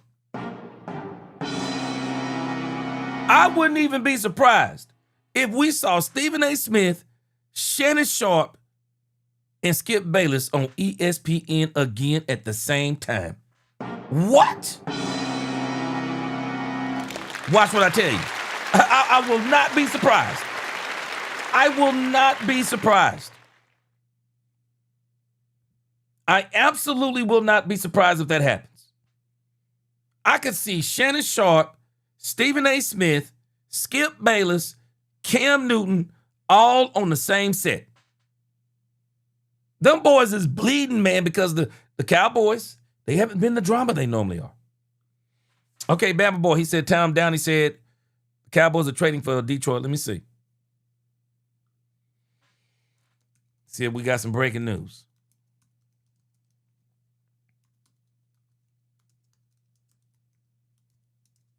That might be in those Cowboys rumors. Let me see. Yeah, that's probably in the Cowboys rumors. Yeah, I don't see it. Let's see. Okay, and that story, that is actually, he's talking about Taylor Decker. Unless it hasn't come down on the wire yet. Let me pull up X, because X is a lot faster than almost anything else. I don't see it on X. Yeah, I don't see anything yet. So, yeah, he's talking about Taylor Decker. There are some other people that have talked about bringing Taylor Decker to the Cowboys to kind of stabilize the offensive line.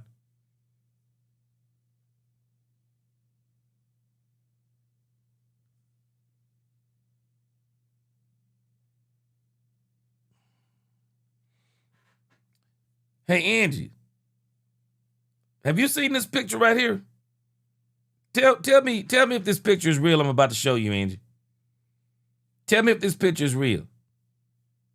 It says, congratulations to Michael Penix Jr., who got married to his wife, Olivia, on May the 2nd.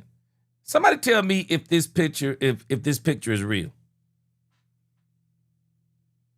Is this picture real, y'all?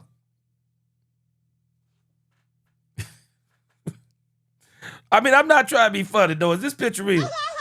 Stop it, man. This picture can't be real. I don't believe for a second this picture is real. Is this picture real? Angie, have you seen this picture? I don't believe this picture is real, because I know this man wears a do-rag. Okay,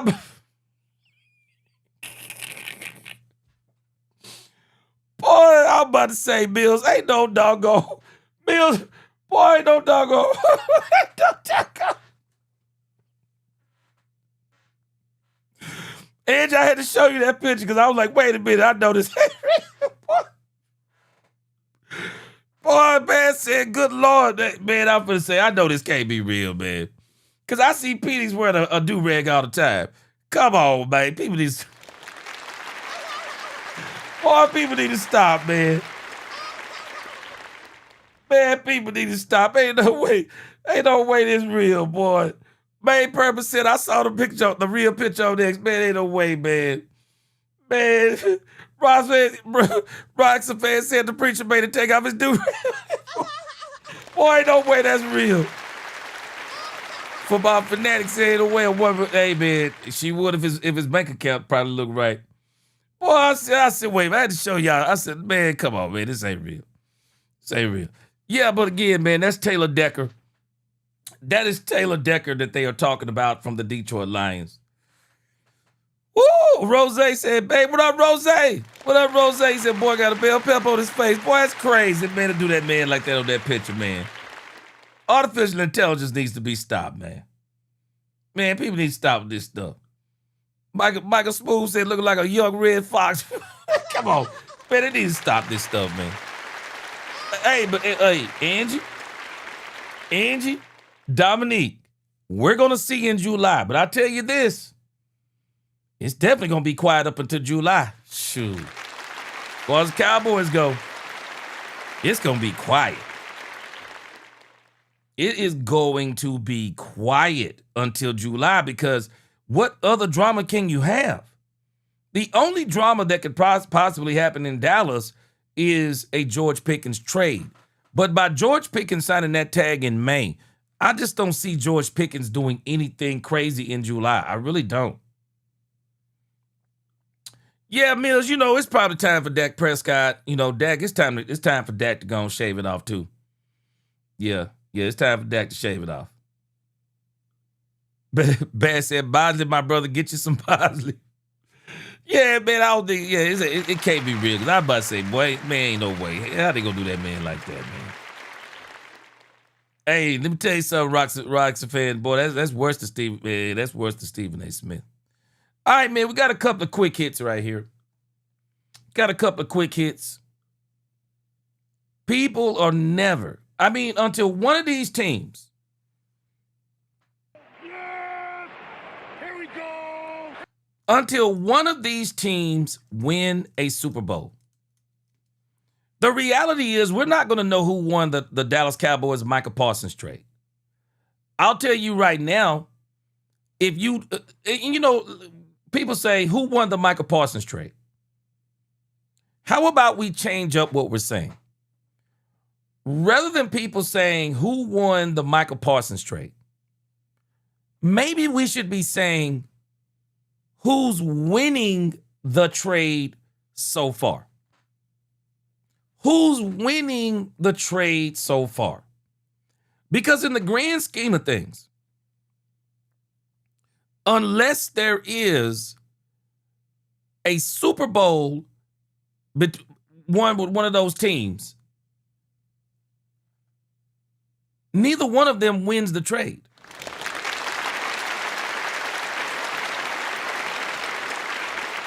Angie, I think I got Dak Prescott beat.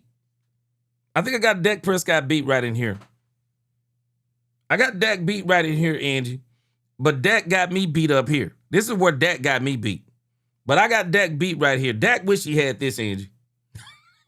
Yeah, Dak wish he had that, even though when I look in the mirror every single day, Angie, I'm like, uh-oh. It's about to go right here, Angie. But again, this is why I keep mine cut short. Matter of fact, probably in the next couple of years, you're going to see me with the whole thing bald. If God is willing, I'm gonna just have the whole thing bald. I ain't even going to be trying to hold on to no hair, Angie. Y'all ain't even got to worry about it. Yes, this is why I got Dak beat, Mills. I got him beat right here. This is where Dak is losing it. But this is where Dak got me beat. But me, shoot. Man, y'all watch what I tell you. You ain't got to worry about me. Yeah, hey, I'm telling y'all right now, y'all ain't got to worry about me. Y'all ain't going to see me with pictures like this. Angie, you ain't got to worry about it. You ain't going to see pictures like this. Shoot. Y'all going to see me with what they call a triple ball. Shoot. Ball top, sides, and back. You ain't got to worry about me running around here looking like that. Shoot.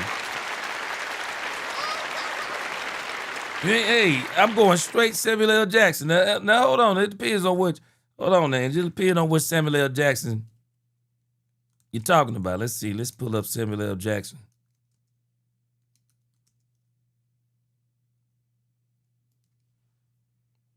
All depends on the hair you're talking about with Samuel L. Jackson. Samuel L. Jackson done had a couple of hairdos in a couple of these movies. I wish I could find the one. Y'all remember that? What was that one where he had the girl that was chained up?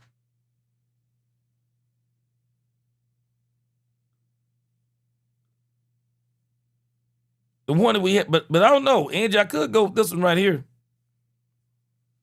The barbershop will do these for you right here, Angie. I can go to the barbershop and get this one right here. I can go to the barbershop and get that one. What you think? I can go to the barbershop and get that one right there, Angie. Now, I'm going to be divorced after I get it. Yeah, I'm going to be divorced after I get this hairdo right here. Oh, that's it. Black snake bone. Yeah, that's what it is. Is it black snake? Yeah. Let me pull that up real quick. Some people running around here with that black snake moan. Let's see. Hold on.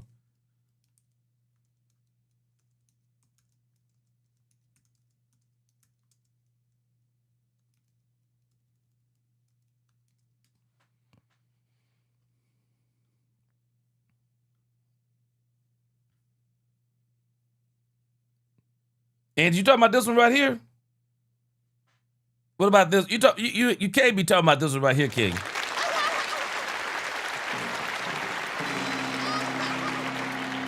Man, Samuel L. Jackson hair, boy. People do not realize how far Samuel L. Jackson done come, boy. Samuel L. Jackson done came a long way, man. Shoot, y'all remember Black Snake Moan? Woo-wee! Remember that one right there? Oh, man. Woo! That was tough. That was tough right there, boy. Boy, that was tough right there. What about that one, Angie? I can get that hairdo, but I ain't gonna be married long. I ain't gonna be married long. If I am gonna stay married, I'm gonna be on the couch for the rest of my life. It's gonna be over with. It's gonna be over with. That boy said he was watching Black Snake Moan last night with Timberlake. He said, boy, shoot, man. Yeah, but Samuel L. Jackson, he done come a long way now. He done got that haircut now. But yeah, I know the way you talking about it. I'm just, you know how we have fun. Yeah, we just having fun. But again, man, as it applies to this Michael Parsons thing, we're not going to know who won this thing with Michael Parsons and the Green Bay Packers. Well, the Dallas Cowboys and Michael Parsons until one of them win a Super Bowl. Somebody got to win a Super Bowl. We can't just boil this down to who's won because it's still in the process. Right now, if you ask me who's winning right now, the Cowboys are winning right now. The Cowboys are winning right now when you look at the players they were able to add on account of that trade for Michael Parsons. I mean, man, you're talking about Quinnen, you're talking about Kenny, you're talking about LT Overton, you're talking about the offensive line we got our lineman we got, you're talking about Devin Moore. I mean, the Cowboys got a plethora of players from the Michael Parsons trade. And so when you look at what they've done, and when you look at the quality of those players, the Cowboys are winning the trade right now. They're winning it, but they haven't won it. Because the only way you win it is somebody's got to win a Super Bowl. Somebody's got to win a Super Bowl. What's going on, Queen? Somebody has got to win a Super Bowl between the Cowboys and the Green Bay Packers. Somebody's got to win the Super Bowl. And so all of the talk that people do about this situation as it applies to the Dallas Cowboys and Michael Parsons, I mean, I don't know. I guess it's a good conversation depending on kind of conversation you're having. But in the grand scheme of things, the Cowboys are winning it, but they haven't won it yet because we got to get it on the field. And we need the Cowboys to have a winning season. I mean, you think about it. Even when the Cowboys and the Green Bay Packers went head-to-head, it was a tie. It was a tie when they went head-to-head. And Dak Prescott, he dealt with Michael Parsons extremely well, stepping up, stepping out, running out of the pocket. They did a good job chipping and double-teaming. Kind of messed up on that last series of the game and put Michael Parsons one-on-one. I believe it was on Ferg. But for the most part, shoot, the Cowboys are winning it, but they haven't won it. The Cowboys are winning it, but they have not won it. And also, when we think about Michael Parsons, man, let me tell y'all something, and we might not, I know some people don't want to say this. I know some people don't want to say this, but I'm going to just tell you, you heard it from me first. People can love it, like it, or hate it, but I'm going to say it. Y'all do know that Michael Parsons, if I'm not mistaken, hasn't Michael Parsons now been hurt back-to-back seasons? Back-to-back?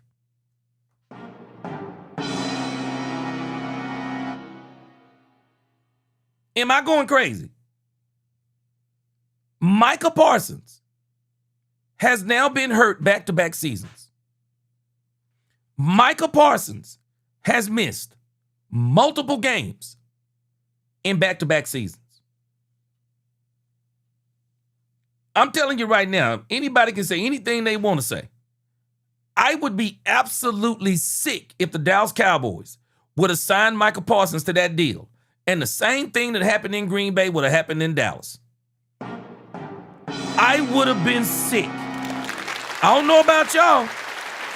I would have been sick. I would have been sick if Michael Parsons would have had that injury in Dallas. Because not only does that mean that Michael Parsons wouldn't have been here for the end of this season, Michael Parsons wouldn't have been here for the beginning of the season. Tell me what you want to. I'm not telling you that Michael Parsons is injury prone. I'm not telling you. But what I am telling you, Michael Parsons has been hurt back-to-back seasons. Bottom line. Bottom line, he's been hurt back-to-back seasons. Somebody tell me if I'm telling a lie, but he's been hurt back-to-back seasons. Miss Matrix said exactly, G, we don't know yet. I'm so sick of winning the draft, the offseason, the Michael trade, blah, blah, blah, everything but the Super Bowl. This is probably one of the best drafts we've had in years, so we can be encouraged by that, Mixed Matrix. We put together a really good coaching staff, probably one of the best we put together in years, defensively especially. But now, Mixed Matrix, as an old preacher used to tell me, now the rubber got to meet the road. Can we win? We got to get it on the field. Got to get it on the field. Got to get it on the field. Gary Crosby said all everybody has to do was listen to Let's Talk Cowboys. They would have known all the truth about the trade. You always called it. I always say they're going to call me a prophet, Crosby. Crosby, isn't it funny? I said the Cowboys are going to win the Super Bowl in 2026, 2027. And I said it last year. I said I didn't know what they were going to do. But I can tell you this, Crosby. It's crazy to me, boy. Everybody on that bandwagon, it's almost like what I said. Shoot, it's like they believe me. Even if they didn't hear me say it. But again, man, the Cowboys are doing everything right now. So all we got to do, keep going.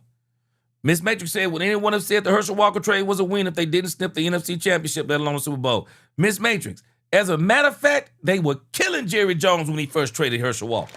They were killing Jerry Jones when he first traded him. People were killing him. But again, I'm just saying, y'all tell me if I'm telling a lie, man. Michael Parsons has actually been hurt 2 seasons in a row now. 2 seasons in a row. I would have been sick. For everybody who keep talking about Michael Parsons. Stu's been hurt 2 seasons in a row. And I'm talking about some serious injuries. Serious injuries.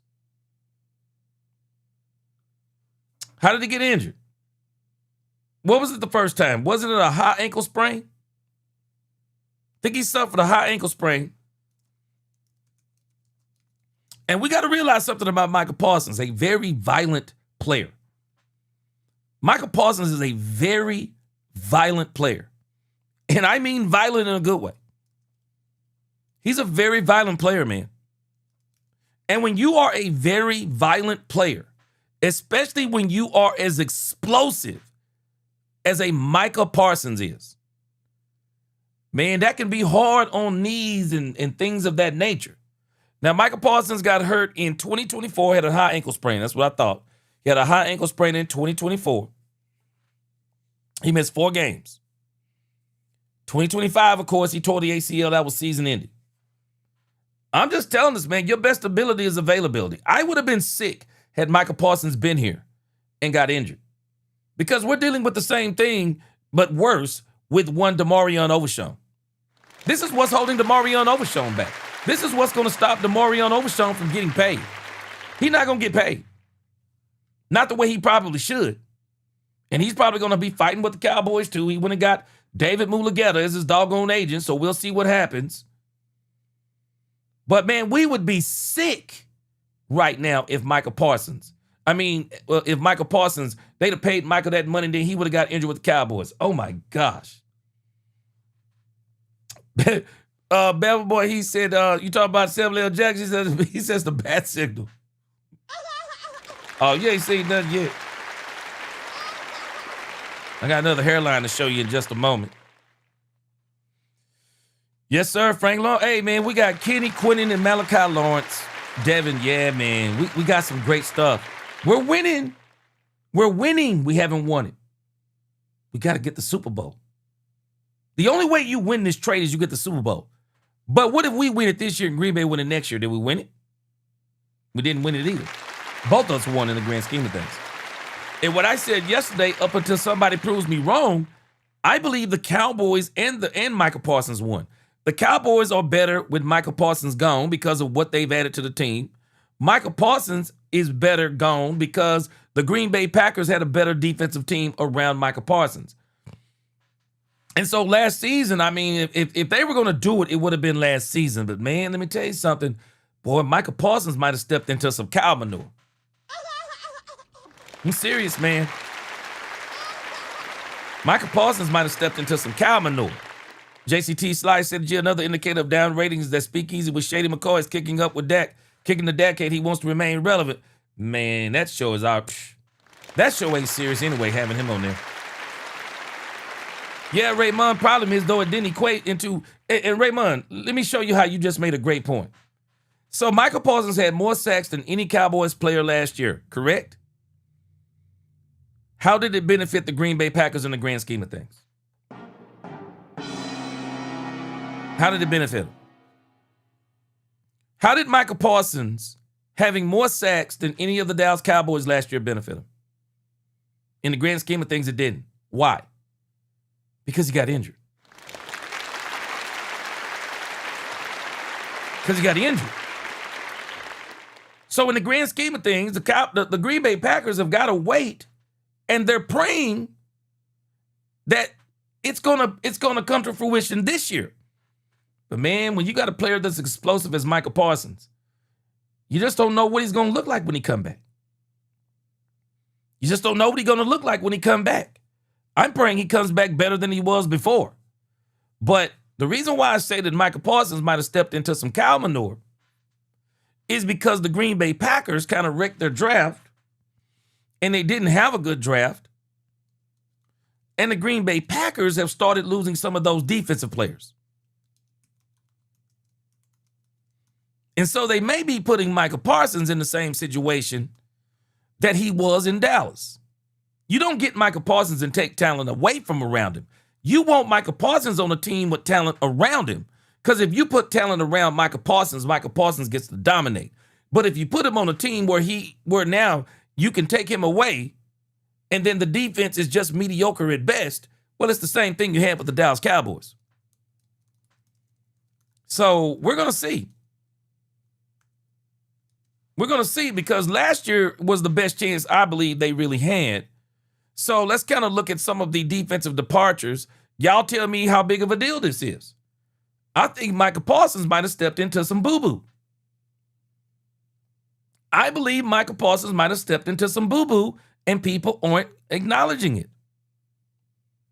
Look at who they've lost since Michael Parsons.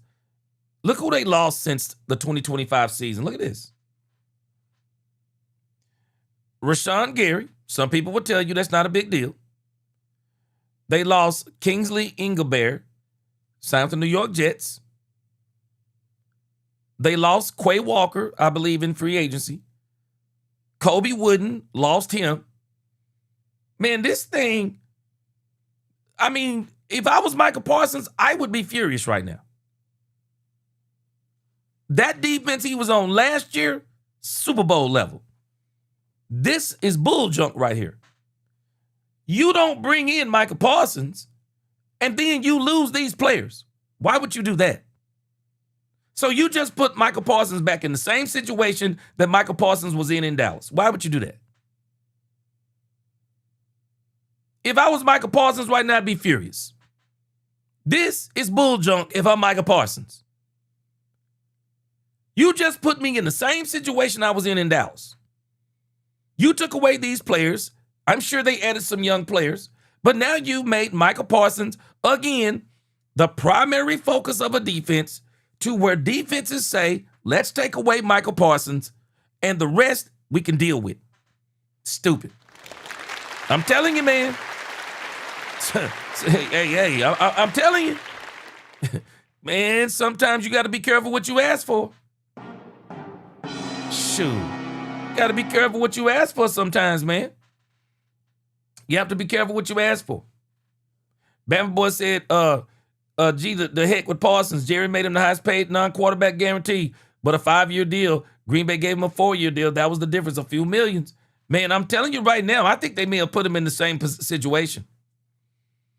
Tony said the pressure will be heavy on Michael whenever he returns, and Packers fans don't appreciate him like we did. Tony Hubbard, let me add to what you said. Tony Hubbard, look at that screen. They lost four.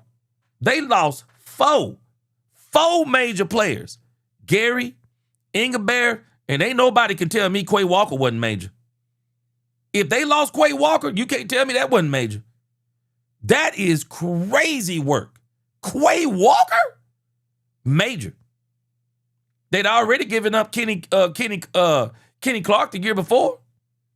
Looks like they lost Kobe Wooden. I don't know how good he was, but nevertheless, they are putting this man in a situation once again to where now, so you're now telling me that Luke Van Ness and Danny Dennis Sutton, that's what you put around Michael Parsons?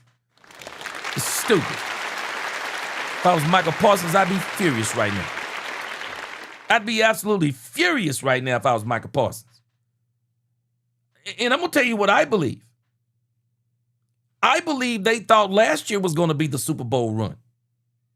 I think they thought last year was going to be the Super Bowl run. And it probably could have been. They got decimated on defense.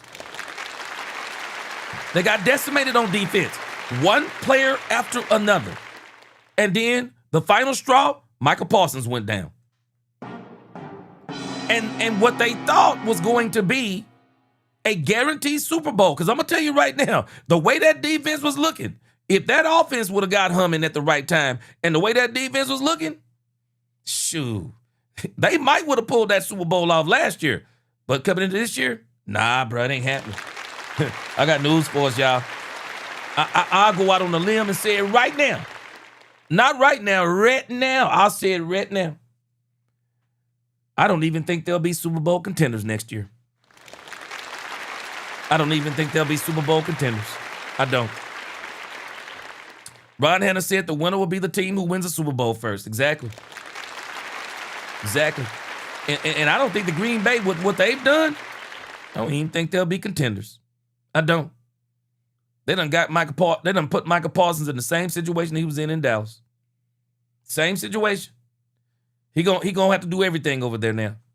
Bama Boy said you can have all the money in the world and not be happy. More money, more problems. Yes, sir. Shoot, GWC.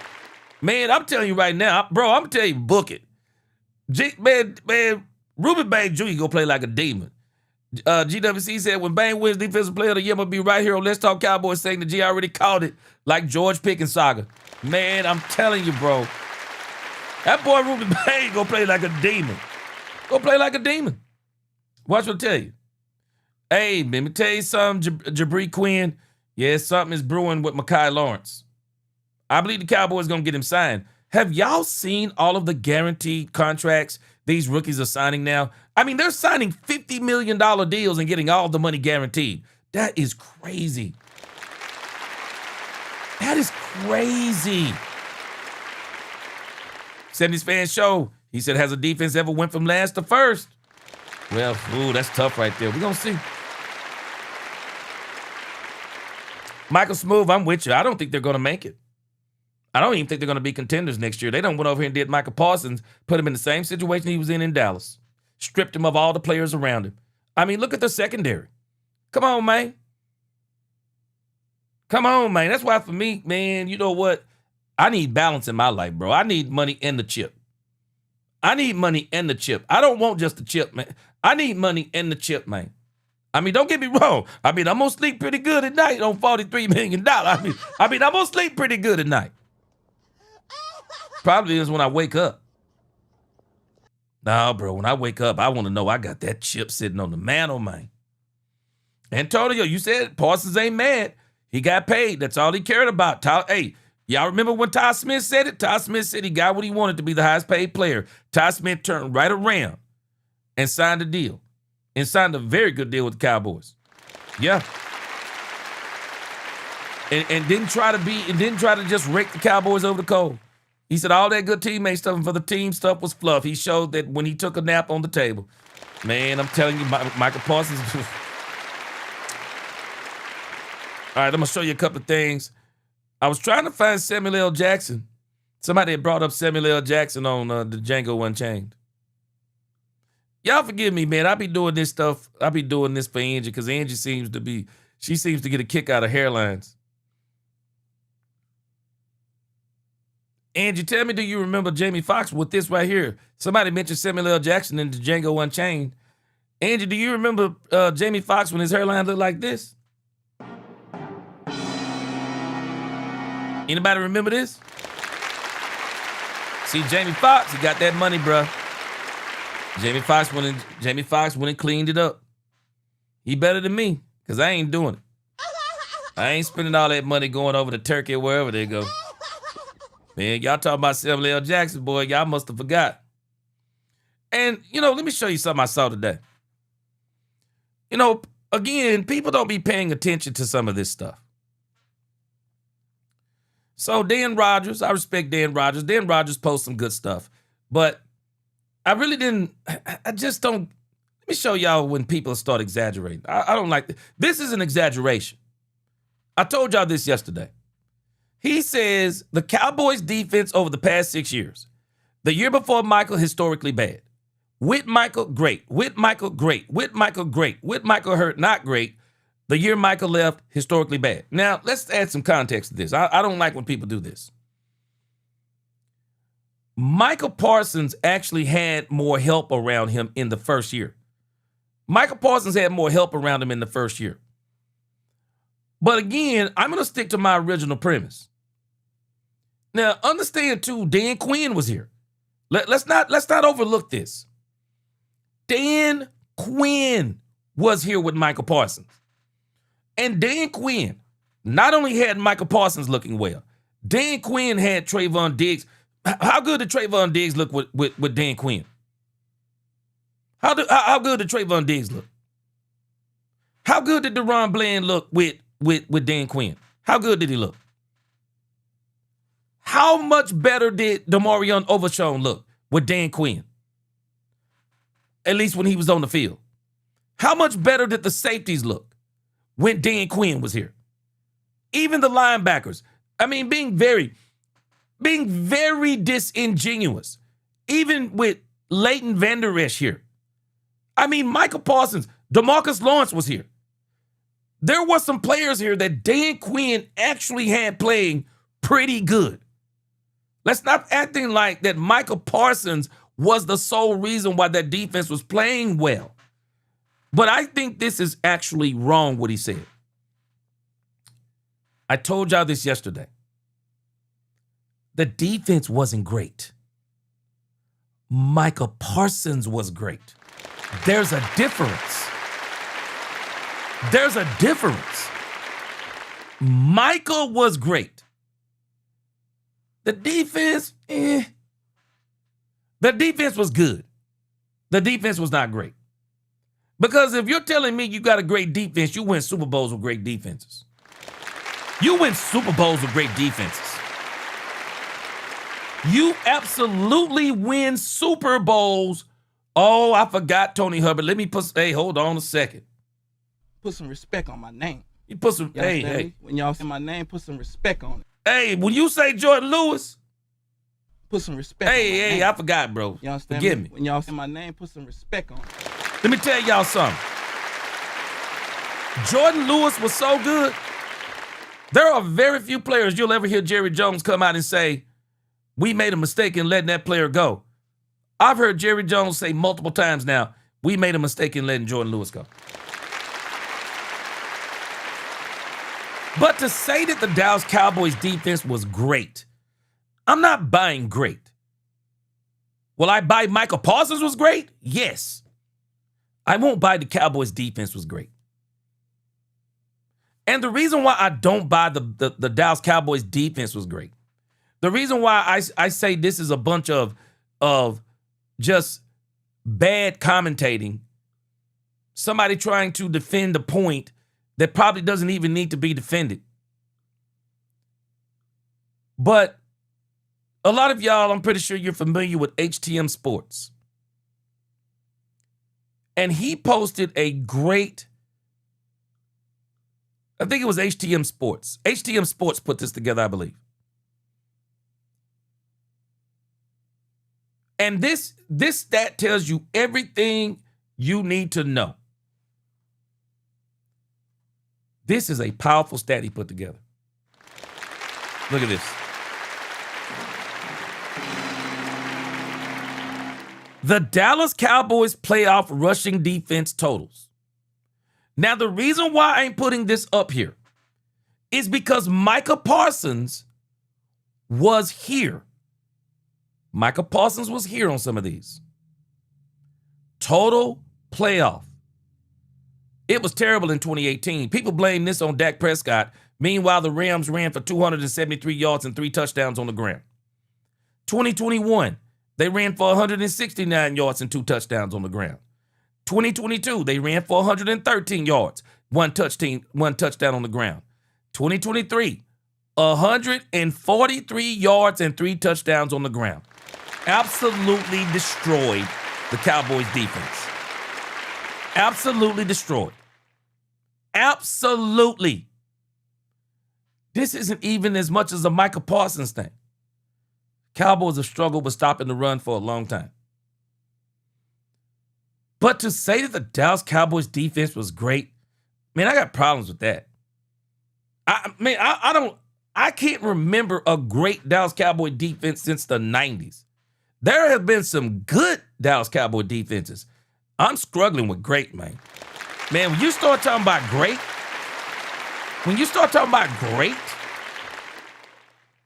man, you're talking about Super Bowls. You're not talking about great players. Cowboys had great players on that defense. And it wasn't just Micah Parsons was the elite player. He had some good players on there. But great, I'm not buying great. Great defenses win Super Bowls. Bama Boy said, G, tell me the Super Bowl team that had an average defense from back then till now. It's tough. I mean, you very rarely see that, man. Antonio, see, you're saying something that people try to give this credit to Micah Parsons, but I'm going to give a lot of this credit to Dan Quinn because that defense played different under Dan Quinn. Antonio said Dan's teams was a different beast. After Dan, it started to fall apart because we never got the true replacement for him, bargain being coaches. Man, Dan Quinn's defenses with the Cowboys were this simple. Turnovers, get after the quarterback. That was Dan Quinn's defenses. And this is why in the playoffs, they would always get torched. Because teams would just say, Dan Quinn's defenses had another problem. They were not made to play they were not made to play from behind. Dan Quinn's defenses were designed to play with a lead. If Dan Quinn's defenses got a lead, pin their ears back, let Micah Parsons loose. If teams got a lead on the Cowboys and start running the ball down the Cowboys' throat, they would run right at Micah Parsons. It was pretty much over. It was pretty much over. And Antonio, you're making another great point. We had Micah Parsons in what, 3 out of 4 of those? 3 out of 4?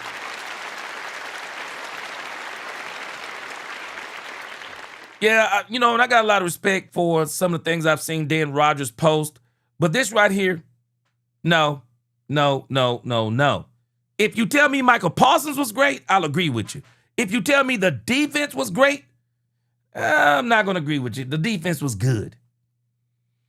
The defense was good, but it ran into the same problem. Take away Micah Parsons. A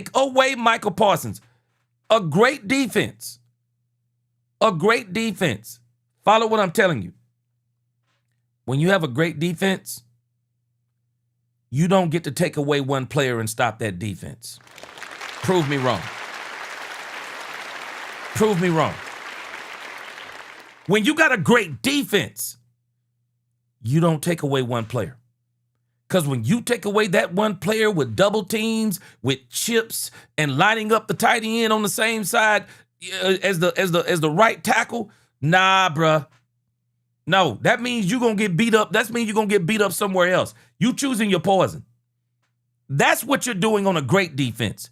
Taking away Michael Parsons, and then the defense becomes average. That's not a great defense.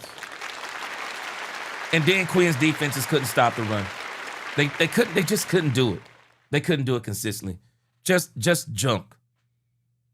Will I dispute you on Michael Parsons being great? Never. Michael Parsons was great on those defenses. And the reason why he wasn't great in big games and the reason why he wasn't great in the playoffs, because teams said all we got to do is take away Michael Parsons, and the defense is average after that. And that's what it was. It was average. It was average. Michael might have made it look great with some of the things he was doing.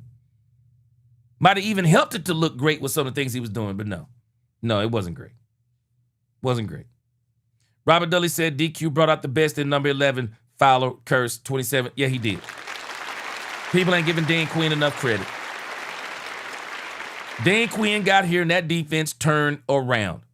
It absolutely turned around. Dan Quinn gets some credit. And again, that's why I say, man, people just got to let this Michael Parsons stuff go. Talking about Michael Parsons ain't going to help this team none. Talking about Michael Parsons and it ain't going to even help the fan base none. Let's just be truthful about what it was, man. Michael Parsons is a great player. The Cowboys got rid of a great player. It happens. I mean, it don't happen a lot, but it happens. But at the end of the day, I don't know about y'all, but I, for one, am glad, and I believe the Cowboys are better. I believe the Cowboys are better without Michael Parsons. Not because of Michael Parsons, but because of it made them not be so dependent on one player on defense anymore. The Cowboys now went out and got 5 players for one. They went out and did some great things in free agency. The Cowboys are a better all-over team. And for people who keep saying the Cowboys could have done all this with Michael Parsons here, I'm gonna give you the same argument. How? You don't get Kenny Clark, you don't get Quinnen Williams unless you got somebody to trade. Please tell me who the Cowboys had to trade. Who? Trayvon Diggs was injured. It wasn't good last year. Who you gonna trade? Who you gonna trade? DeRon Bland? I'm not sure anybody would have gave you a first-round pick for DeRon Bland. Seriously. Think anybody would have gave you a first-round pick for DeRon Bland? Who? Not trading Pickens. I mean, especially last year, you're not trading Pickens. You're not trading Lamb. You're not trading Dak. Who you gonna do? What you gonna do? There's no way the Cowboys could have built what they have right now if Michael Parsons was still on the team. There's no way. There's no way you get all those players. So again, it's not a knock on Michael Parsons, man. People gotta always we don't have to knock Michael Parsons per se. It is what it is. Michael Parsons was a great player. He gone. Cowboys are better for it. They learn from their mistakes.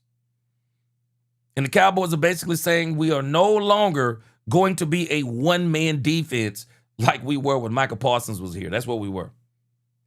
All right, we got a couple of quick hits before we get up out of here, Dallas Cowboys. Got a couple of quick hits. And so one of the first quick hit. Yes! Here we go! The first quick hit is the power rankings. The power rankings. Check this out. This is the power rankings, y'all. These are the power rankings post. Okay, this was actually post-draft. So maybe I'm seeing this late. Yeah, post-draft. Yeah, post-draft. I'm right. Power rankings post-draft.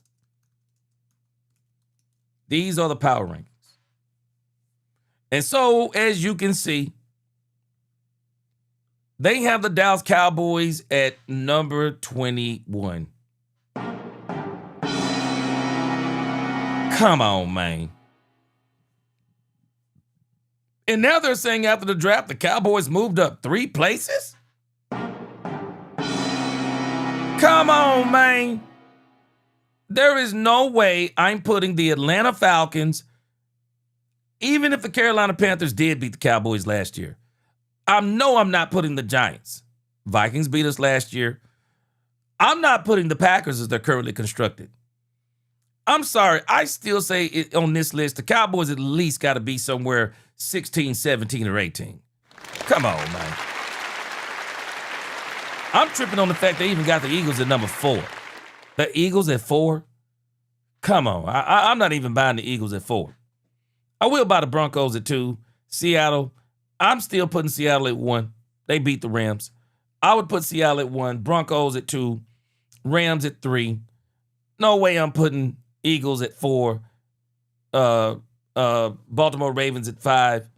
But, you know, you think about once you get past the first 3 spots, man, it just kind of get like you can kind of take a choice of who you want to put there from 4 all the way up until about 20.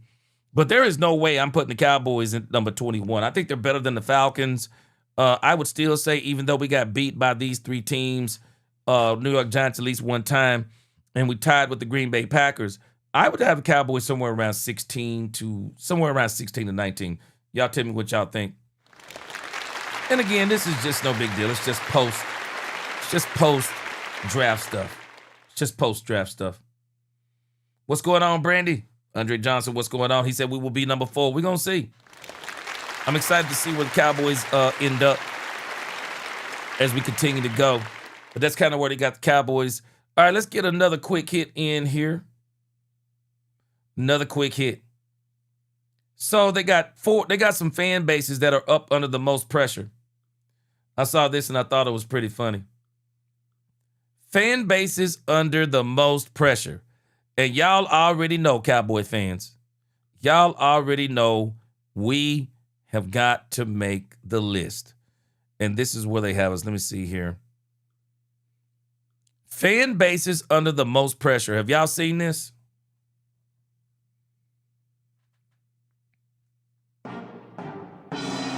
Fan bases under the most pressure. And I could definitely see what they're saying. Sammy's fans showing which it got us behind the Falcons. Trash, man. Come on, man. Trash guys behind the Falcons. There will be blood. Appreciate that super chat.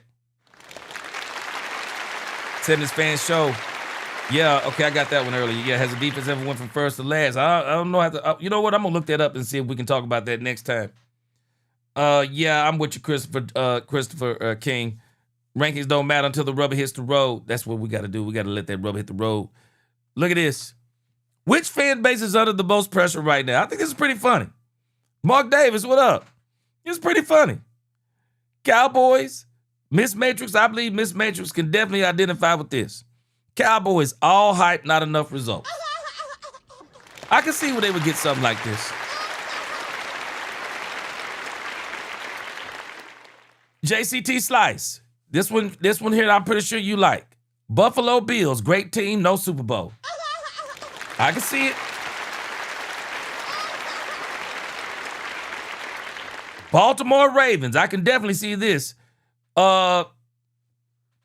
Elite every single year. I mean, man, there are some serious questions about Lamar Jackson, man. Serious questions. Serious questions. Now, when it comes to the New York Jets, I don't see where there's any pressure on the New York Jets, King. Come on. No doggone. Ain't no doggone pressure on the New York Jets. Ain't nobody said the Jets gonna be good. All right, let me see here. Antonio said, nah, the hater base is under pressure. Yeah, I ain't feeling no pressure, I'll be honest with you. Brandy, you said the Lakers gonna get swept by OKC. I concur. And especially after they went off on the referees the way they did, they'll be lucky they get another call. They gonna get towed up. Tony Hubbard said, I don't mind flying under the radar until the season starts. Yeah. Hey, what's up, NJ Fins? He said Ravens lost a lot of pieces and a new coach. How would they rank 5 power ranking? Man, you got to tell me. And you know what? It's probably because of Lamar Jackson. Bottom line. Division Noel said G Cowboy fans under the most pressure, but definitely the most disappointed. Yeah. Yep. Hey, man, I'm feeling pretty good about the season. I'm not really worried about it, but I thought this was pretty funny that somebody put together here. Yeah, which fan base is under the most pressure right now? I mean, actually, I don't think we're under any pressure. I mean, with some of the things the Cowboys have done, I mean, we might be sitting in the catbird seat before it's all said and done. All right. Let's get our final segment for the day. Our final segment for the day. And that is the latest article on Jaden Blue. Yes! Here we go! I think this is a very interesting article about Jaden Blue. Because, man, I'll be honest with you. We were hyping up, and some of us might not have been, but I was excited about Jaden Blue last year. I was mad the Cowboys were not playing Jaden Blue. But Jaden Blue, they are saying that Jaden Blue is a huge disappointment for the Cowboys. So talking about Javonte, they talked about Javonte Williams in the beginning of the article. It says the Cowboys had hoped they had a guy to complement Williams, who does have a big play style, but he was in the end a disappointment. 5th round pick, Jaden Blue.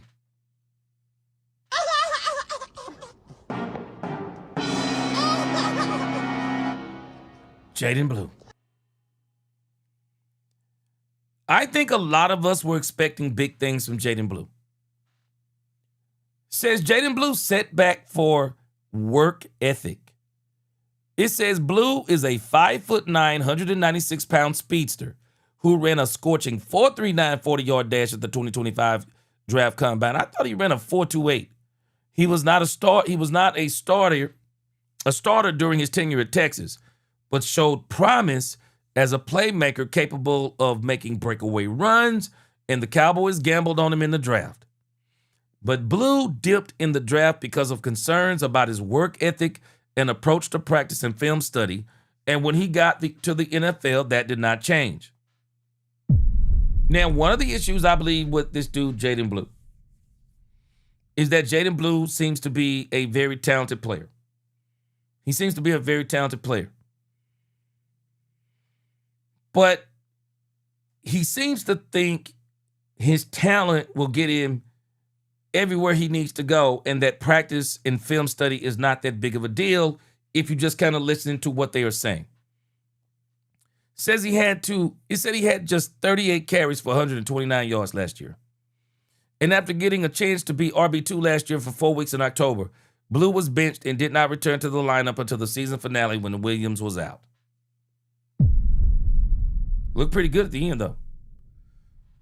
Coach Schottenheimer said at the time when asked about Blue getting back on the field, he said, yeah, again, if he earns the right to do it, absolutely. I'm with you, Bama boy. Throw them doggone Louis Vuitton cleats in the trash, bro. That's a part of that Hollywood stuff. The heck you trying to wear it? Louis Vuitton cleats in practice for, bro. Throw that stuff in the trash. Get yourself some regular shoes, bro. Says here he's no different than no different than the other guys. I see flashes from Jaden all the time. I see that the talent is real. The standard is not always met. Just being quite honest and frank with you guys. I'm not saying anything I haven't said to Jaden. Yeah, man.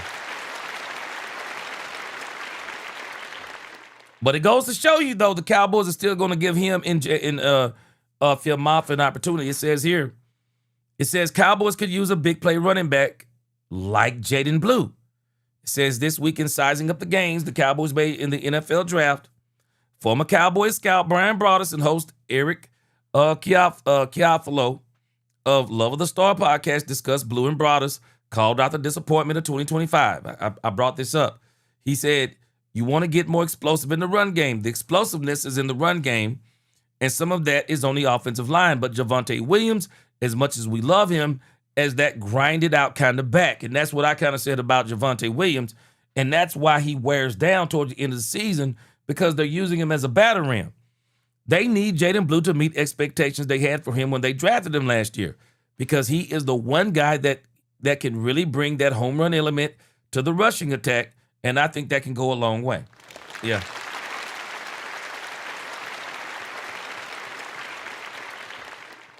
Yeah. So Jaden Blue, man, I don't know what Jaden Blue has to do, but he's got to step it up. Cowboys really need Jaden Blue to step it up. I mentioned that earlier when I talked about the players. Cowboys really need Jaden Blue to step it up. He can be that home run hitter, Brandy. Jaden Blue can be the home run hitter. He absolutely can. Question is, will he be? Because Brian Schottenheimer seems to be dead set on, and I don't blame him. Brian Schottenheimer seems to be set on. He's not getting his butt on the field. He's not going to get his butt on the field on a regular basis unless he earns it. Unless he earns it. And I don't want the Cowboys to give him anything. Let him earn it. NJ Fins, we still waiting on y'all to give us Jordan Brooks. Still waiting on y'all to give us Jordan Brooks. Bama Boy said, gee, don't we play Jacksonville this season? Yep. They're getting very close to getting over the hump. Very close. They're getting very, very close. I mean, the quarterback finally looked like the first-round draft pick after how many years? Newhouse said Blue ain't showing nothing now. Man, I'm telling you, if he don't, we may see the Cowboys reach outside. I've already told you who I wouldn't mind having. I would love for the Cowboys to bring in Joe Mixon. I've heard some talk about Alvin Kamara. I'm not even going to go there with Alvin Kamara. I don't think the Cowboys should. I'm not big on Alvin Kamara. Especially for the cost, I think Alvin Kamara, what you'd have to pay for Alvin Kamara, no way. I mean, if you can get him on the cheap, hey, come on in. If you can get him on the cheap, bring him in. But I think for the price you'd have to use, don't think so. Christopher, yeah, I've heard somebody else say this about Anthony Smith too. Yeah, they say he's a burner, so we're going to see. All right, Cowboy fans, man, I appreciate y'all rocking with me today. Appreciate y'all rocking with me today. On a Saturday, man, I'm going to go in here and eat some food. And then I'm going to see if I can get back and put a couple of videos up about some of the things we talked about today and some of the things we talked about yesterday. NJ Fins, you make a good point. Brooks could be a midseason trade. I can see it.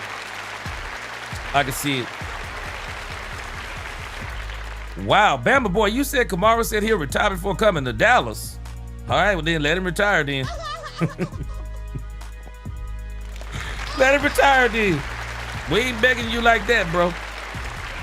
But man, hey, I appreciate y'all rocking with me, man. Y'all be encouraged out there, man. Y'all be careful in them Dallas Cowboys streets. Be careful in them Dallas Cowboys streets. I'll never tell you not to listen to anybody. Listen to who you want to. But take a lot of things with a grain of salt when people start, like today, I kind of nitpicked the Dallas Cowboys roster.